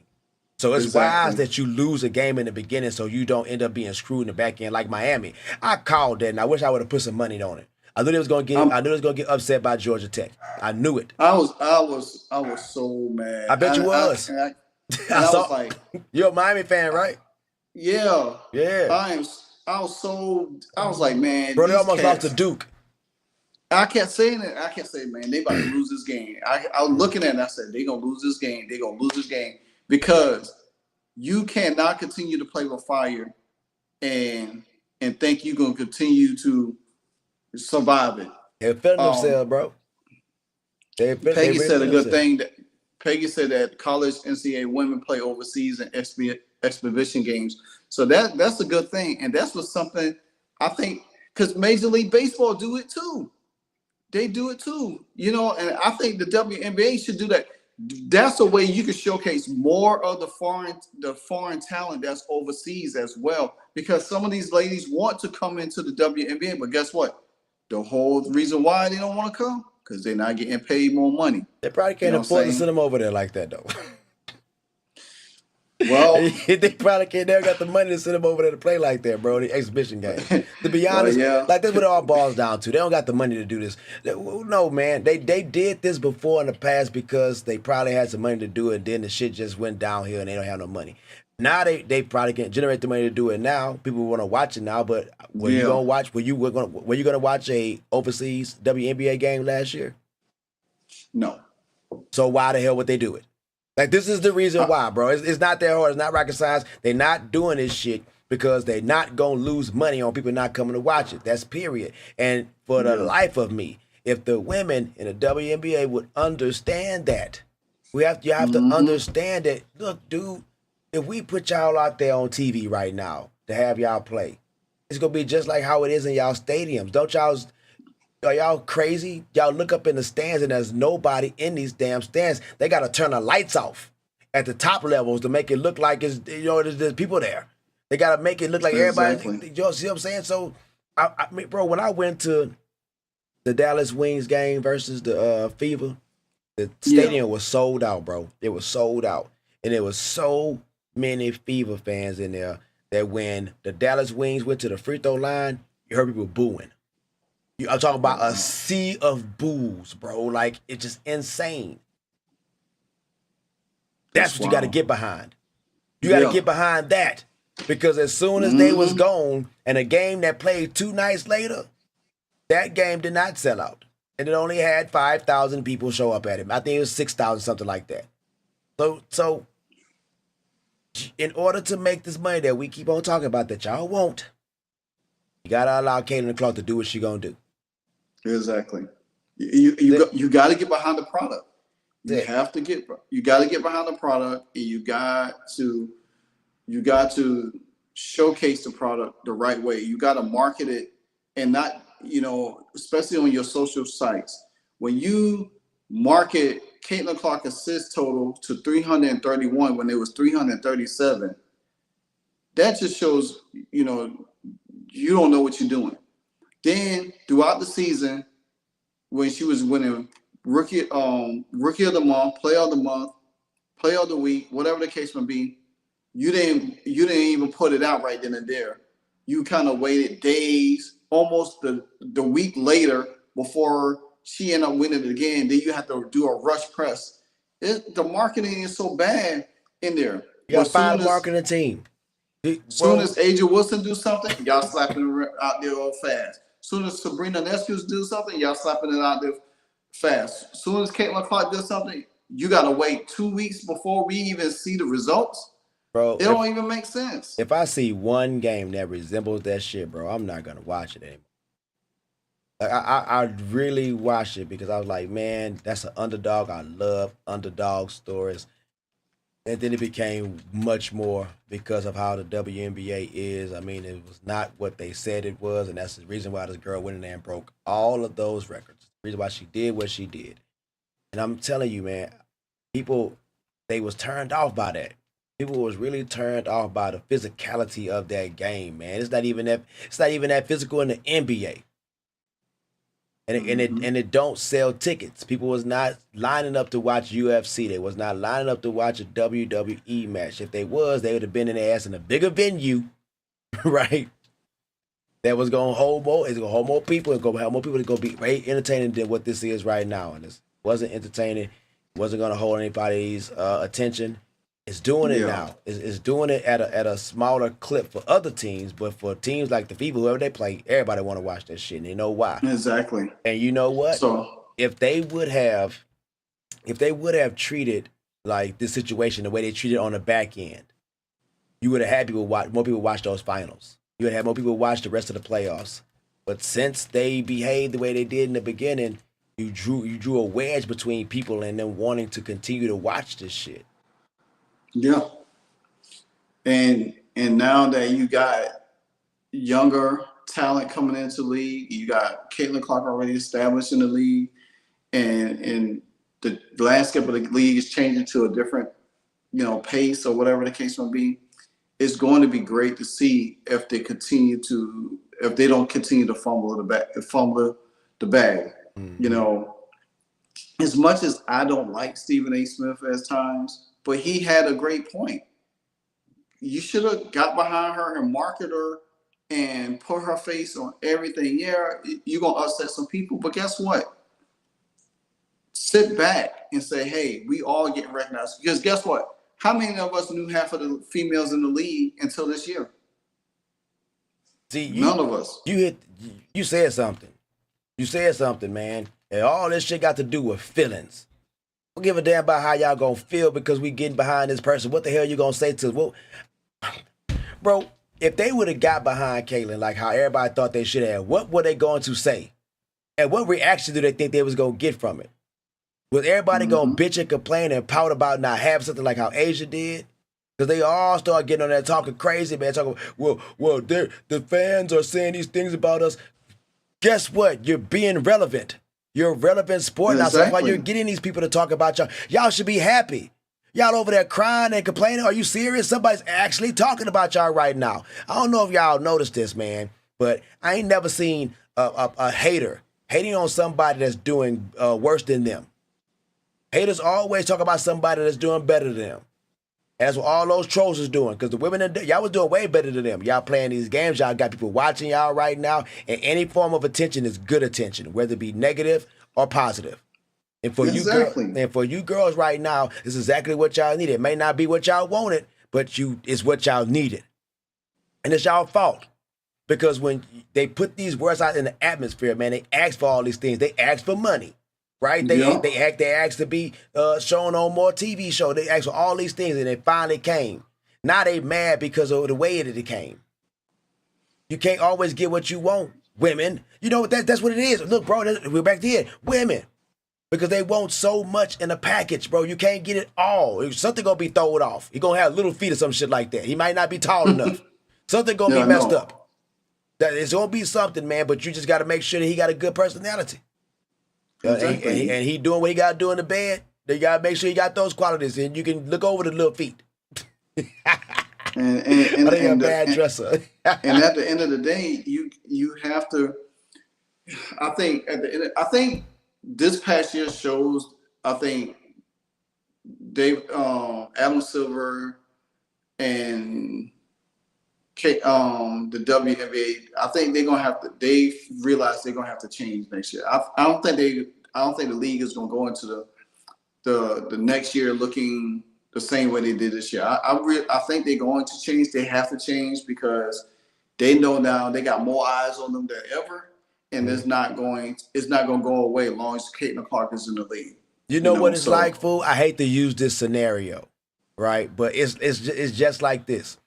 It's like the George Floyd thing, right? It's like you couldn't overlook that because it was everywhere, bro. They had people in other countries talking about the shit. They had to do something. It wasn't going to be like one of those Rodney King type things where everybody just got off because it would have been a riot. It would have went insane all over the world. So something had to be done. That's what's happening right now with the W. Something got to be done because you got an influx of customers. You got a whole new different demographic, a whole different clientele who will really spending money. Bro, Caitlin Clark jersey sold out and you can't buy another one until next year. But I'm going to tell you one thing before we get ready to turn it down. Yeah. When this new CBA deal comes up, they're going to get paid, but they're not going to get paid the way they need to because they still have to. But they owe money. They still got to pay back the. They in debt. They in debt. And you're not gonna get paid. First of all, it's like going to a supermarket with your child, and your child acts up because they want something, and you keep saying no, no, no. And then all of a sudden the child continues to act up and you say, okay, you know what, here, just to shut the child up. That's what the women in the WNBA are like a bunch of children because you want to complain and cry and feel like you're supposed to get it every time you open your mouth. Well, you know what? They need somebody that was like my mama that tell your ass no and I meant no. I'm going to slap the hell out your ass if you keep on asking me for some shit. Slap the hell out them, but they keep on asking for some shit. I'm going to slap your hand. You better stop asking for me. You better stop asking for shit, and you ain't did shit for it. Boy, exactly. They need that kind of mama. They don't need no mama that's going to be like, here, you can have this. That's the problem. They'd have had that mama. Look, they had that mama for so long, bro. I'm not going to sugarcoat this shit no more. They'd have had that mama for so long. They kept on babying them and calling them. And now that they out there in the real world and see how this shit really is, they look back and be like, damn, mama, you said I was the best. You said I deserved these things. And mama's like, I learned that from your mama. Mm-hmm. Lisa G. Did you know Whoopi Goldberg is going to have said, I just came across that today on X. She was talking about doing a sports channel that showcased women's sports. I mean, I think it's a good idea, to be honest with you, to showcase more women's sports, have a women's sports. But An all-woman sports channel? I just don't think, I don't know. I just don't. If you had somebody that in the sports world come up, work in there, now maybe she might have some people that talking sports on the show, because I It's can't gotta see be that, bro. I can't see Whoopi Goldberg talking about sports, where I don't see her intelligence as a sports person. She might be the host and ask questions and people elaborate a little bit. I don't know. It's gonna be very interesting to see the sports channel. Hey, ask your She people. said volleyball, basketball, and tennis. Okay. Ask your people, do they want to hear Whoopi Goldberg talk about sports? Hey, guys over here in my chat, do y'all want to hear Whoopi Goldberg talk about sports? So Lisa G said volleyball, basketball, and tennis. So, so Lisa G said, yeah, she wanted to. Basketball. What's the sports again? Volleyball, basketball, and tennis. Volleyball, basketball, and tennis. She's smart for getting that basketball in there. You got Coco and tennis, right? Me, honestly, she should add. She should talk about soccer. Soccer's big too. She probably, you know what? It's probably gonna be like one of those types where she get like athletes to come on, because it makes sense. Let me take that back for Whoopi Goldberg. My mama liked Whoopi Goldberg. I used to watch all Whoopi Goldberg movies back in the day. I'm not. I think it's good. I don't oppose it. Yeah, I don't oppose it. Yeah, I think it would be good. I think it's a start. It's a start, bro. It's a start. But I just don't like her on The View. I don't like The View at all. I don't watch it. Yeah. Watch The View. So, but I think her, going into another direction, to outlet herself is good. Where she could get away from all of that. So stuff. Is she leaving The View then? I don't know. She should. I mean, Whoopi Goldberg is swallowing money. She don't need to be on that show. I think something like this will be exceptional for her to stay on, have her own thing, leave, and maybe this is something that she probably been working on for a long time. Yeah, women's sports channel for I don't know, man. Sometimes I be looking at it like it's not the right people that be trying to I think they need a certain individual with them, like Tom Brady. He's good at what he does, bro. I just think he need to be offset with somebody that's totally different from him, man, because he just sounds like an excited kid when he's announcing these games, bro. Like, he should calm down just a little bit, Brody. So Lisa G, is she leaving The View? That's what you said she is. Oh, she leaving? Okay. Is she leaving The View? If she's leaving The View, type yes or no. And you said she was on there for 16 years. Wow, that's a long time. The View been on for 16 years? Damn. Oh, so she's not leaving The View. Okay. Wow. I'm ready to tell you how long you been on this earth, man. And that's how much I paid attention to The View. Listen. I mean, it used to be good when it first started. I don't think I watched an episode of The View. But when they started doing all of that political stuff, I got away from it. I mean, I have my own political views. She said it's been on since 1997. Good Lord. For real? Who was the first people? I know it wasn't no damn Whoopi Goldberg. Nah, I don't know who the first people were. Jesus Christ. It was 20 years from when I was at 2004? Yeah, she wasn't on there. Wow. Holy moly. Barbara Walters, she started it. That's who it was. Barbara Walters? Yep, Barbara Walters. She started it. Guys, we up there. Thank Jesus for being up here. Boy, thank you. Barbara Walters and Star Jones, yep. We saw a lot, man. I'm so thankful. Saw a lot around this world, man. You ain't lying. That's just to show you how old I am now. Mm-hmm. I mean, hell, man, it's a blessing to get up there, brother. I'm telling you, man. The blessing. So yeah, that's great, man. But I'll tell you, but I mean, like I said, man, at the end of the day, I just think that I do have positivity for the WNBA. You know, I just think the nonsense that's surrounded it needs to. Lisa said, "I'm older than you." You might be. Well, she did put her age up there. She did say she was 63. So, but I think the WNBA is going to change, but it's going to change not as fast as we expected. It's not as fast as we expected. I think it's going to change slowly, but that's just, it's going to come with time. Like everything else, it comes with time. And as much as we don't like to see the things that's happening to Caitlin, we do got to give Caitlin a lot of credit because she's a phenomenal athlete. She's a phenomenal person, and she done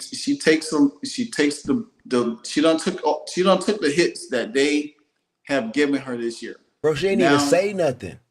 And she said nothing. All our stuff came from us, or like not even us. It came from everybody else. Like the media really one that was talking all that stuff up there, but she took it on the chin.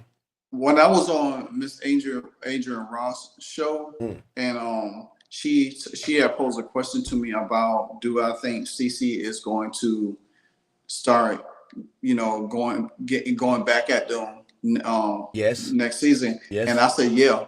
I think what it was a feel out year for her. Now she's going to be able to like give it back to them, and that's going to be the unexpected thing they ain't going to expect from her. They think that, okay, yeah, she trash talking stuff, but she's not going to give back. She's not going to be physical back with us. And that's the thing they're not going to be expected for, because I think she's going to be physical. And I think Stephanie White is going to have her being a little bit more tougher and stronger and physical a little bit to deal with some more, she probably won't even allow it to be that way, because, when you think about Caitlin Clark, man, I'm telling you, when I was at those games, or when I went to that game, there was so many children out there, bro, like little boys and little girls wearing Caitlin Clark jerseys and shirts, all this stuff, bro. So it's like, what type of image do we want to portray or have seen of her, man? And they gonna try to keep that up. Because you see her mom and dad at the game trying to keep it, hey, calm it down. We know you want to be all fired up, bro, but you gotta keep it together. So they're going to have to have somebody that's going to go out there and do that for her. It's just like the Draymond Green type to stand up for Steph, or like the Rodman that stood up for Jordan, man. You're going to need that person that's going to go out there and take that foul. Like Timmy. Timmy is going to take that damn technical foul for Caitlin. Even Wheeler. I think Wheeler at this point, but Wheeler is just, there's no spot for you anymore. You know what I'm saying? You're taking up too much money with your contract. And we could probably get somebody that's younger than you, because you probably be over the hill. I think she about to be like 36, 37. So they're going to have to start like downsizing, man. And Stephanie said it. I'm going to have to take it. I'm close to Atlanta, so I'm going to have to take a trip to Atlanta to Erica Wheeler's restaurant called, I think, Cliche, something like that. I think that's the name. She got a restaurant? Yeah, she got her own restaurant. In Atlanta? Yeah, and I think she got one in Indiana, too. For reals? Yeah. Well, I just read it. Whenever I go to Indiana or something, it's the same restaurant or it's different? I don't know. I think it's different. I'm not sure. But if I find the information, I'll shoot it to you. Yeah, appreciate it, because I like to travel. Definitely. Get in my car, start riding around. So yeah, I'm probably say I'm gonna pump out 2 videos today. I need to do a free agency video, because there's some players that I want to tap into, because I told a couple of my subscribers that I was going to do a free agent video this weekend, so I want to make it happen. Probably before I head to work tomorrow. I only have one day off, but Friday and Saturday usually my day off. But they've been making us work mandatory overtime, so kind of shorten my day a little bit. But nevertheless, man. I appreciate you coming on. I appreciate chopping up with you. I appreciate your insight and everything.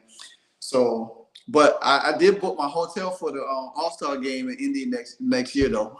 Did they gonna have it? The women said they're gonna boycott it. Oh, I don't care what. Man, let me tell you something. Look at here. They ain't about to boycott nothing.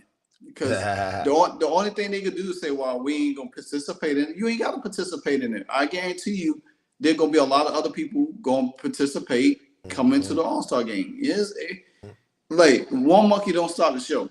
Yeah, one monkey don't stop no show, brother. But I definitely gonna be at. I didn't go to no games this year, but I definitely gonna be to some games next year. So I'm gonna be there. I made sure I got on that as soon as they announced it when they made it available on social media. So yeah.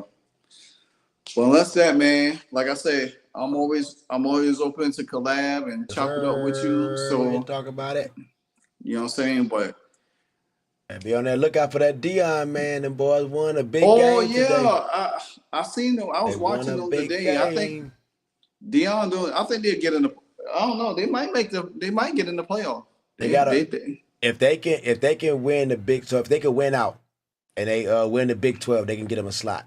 That's one of the Power 5 schools, bro. So you already know they're gonna try to flood it with SEC schools, but a lot of them been damaged already. Like, did Georgia come back in that game?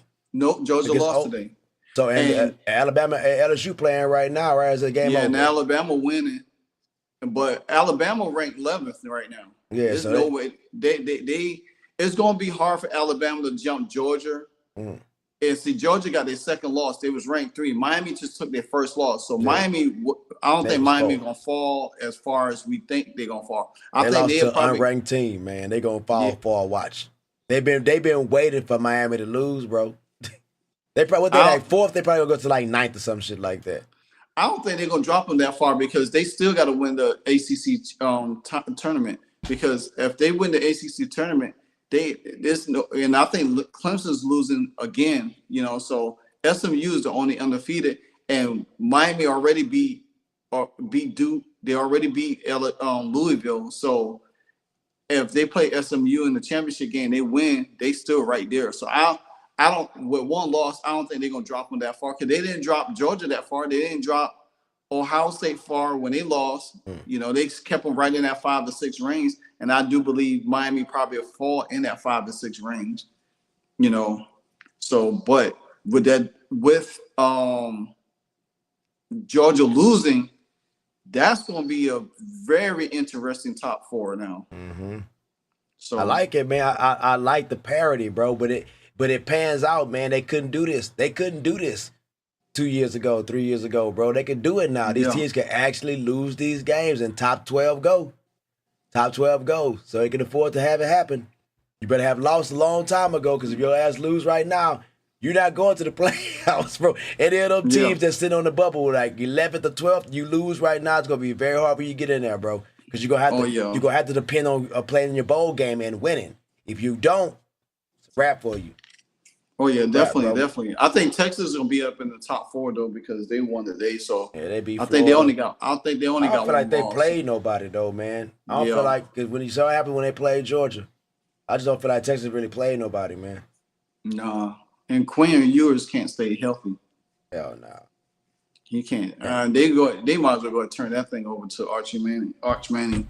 Yeah, they try to have it be quarterback situation over there, but man, hell, hop in that portal, bro. Like that's that. I think Quinn Ewers gonna hop in the portal after this season. I don't think he's gonna come out. He still want to prove himself. So we'll see. In that portal. We'll see, brother. Yeah. All right, guys. So you know how this goes.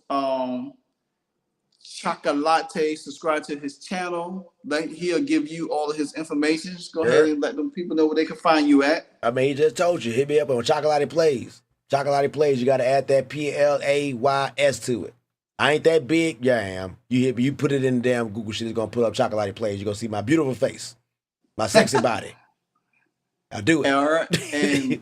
And for myself, you know, LiveWire Sports Media on YouTube, LiveWire Sports 1 on on X, and LiveWire Sports 1 on Instagram. So therefore, you know, continue to support us. Shout out, you know, we do what we do, and we big fans of, you know, Caitlin and making sure that she get all the love and support we need, because, you know, even though this is the end of the WNBA season, we still got content. Content every day. Yeah, bro. It's content every day, fool. That's what happens. So they made it and they don't even realize they made it. I just would like to sit down with them and talk to them. They need me. I'm trying to get over there to these W. Let me be y'all advisor, WNBA women.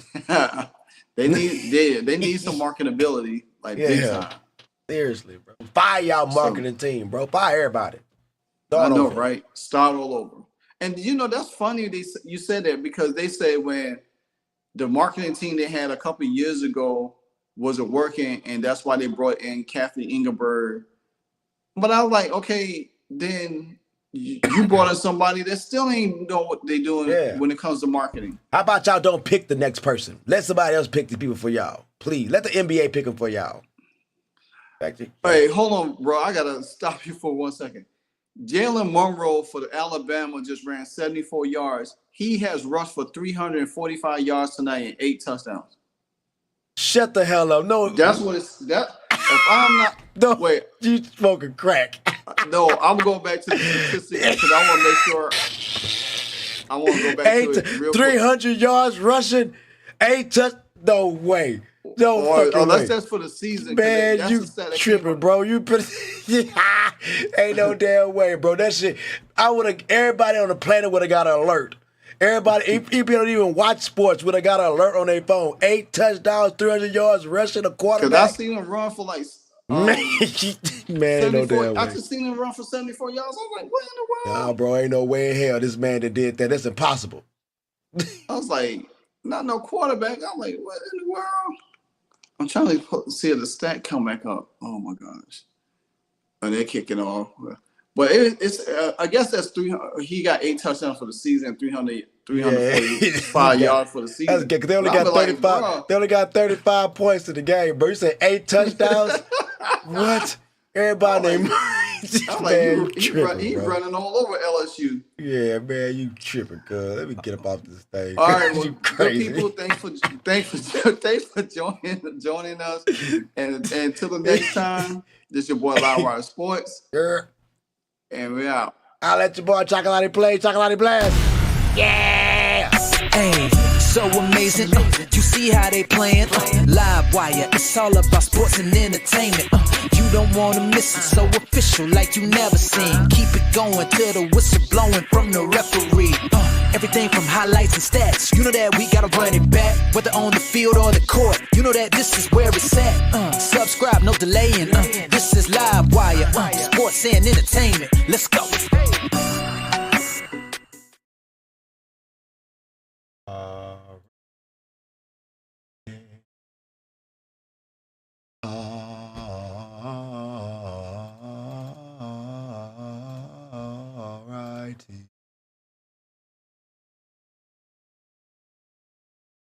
Alrighty. What up, guys? It's your boy Chocolate with the Sexy Body. Welcome to a new episode of Chocolate Plays live stream, man. We closing this thing up. I just got wrapped up with that boy LiveWire Sports. It was a good one. Look, I'm sorry. I know there's a lot of people up here chirping and chiming in the comment section, but I was going in. I had to pay attention to my co-host because sometimes I don't, and I get brain fart and I forget what I was saying. It happened a couple of times because I kept reading the comments, but I can read these comments now. Up with that boy live. Are we still live? Is this thing still live, guys? Y'all let me know. I don't even know if the thing is live no more. I'm trying to wrap this shit up, guys. I kept having technical difficulties over here and shit. I thought I fixed everything, but I keep having these driver timeouts.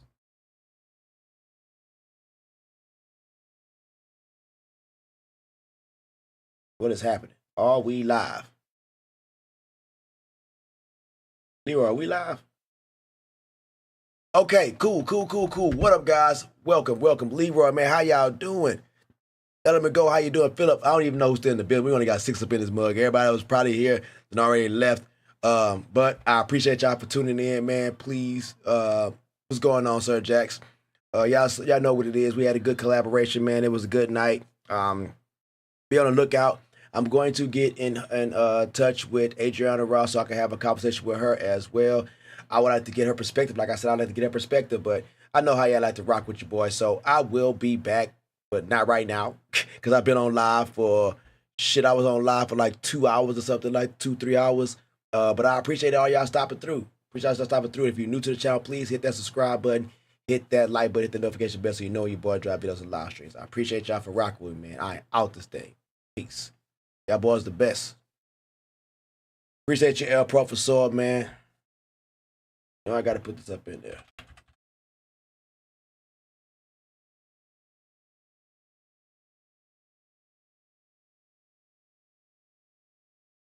Great night, great night. Appreciate y'all, man. Appreciate y'all for stopping through with your boy. Hearts and all that other good shit and chocolate black. Boy, I'm tired. I'm tired, man. I woke up at 5 o'clock this morning to do my homework, man. And I almost done. I got 2 more sections, and then I got to answer some discussions, man. And I'll be complete with my homework 3 weeks so I can really give y'all some hot takes. But your boy's a guru. I picked the Ravens, and I got to give y'all my picks tomorrow. So there'll be a live tomorrow. I'm going to have a live tomorrow morning that's going to give y'all the rest of my picks for the NFL day. Right now, I'm 1-0. I'm 1-0 with picking the Ravens over the Cincinnati Bengals. I told y'all I'm a guru. Y'all going to see Guru Chaka in his mug tomorrow, giving y'all them hot picks. So now I can go, guys. Peace.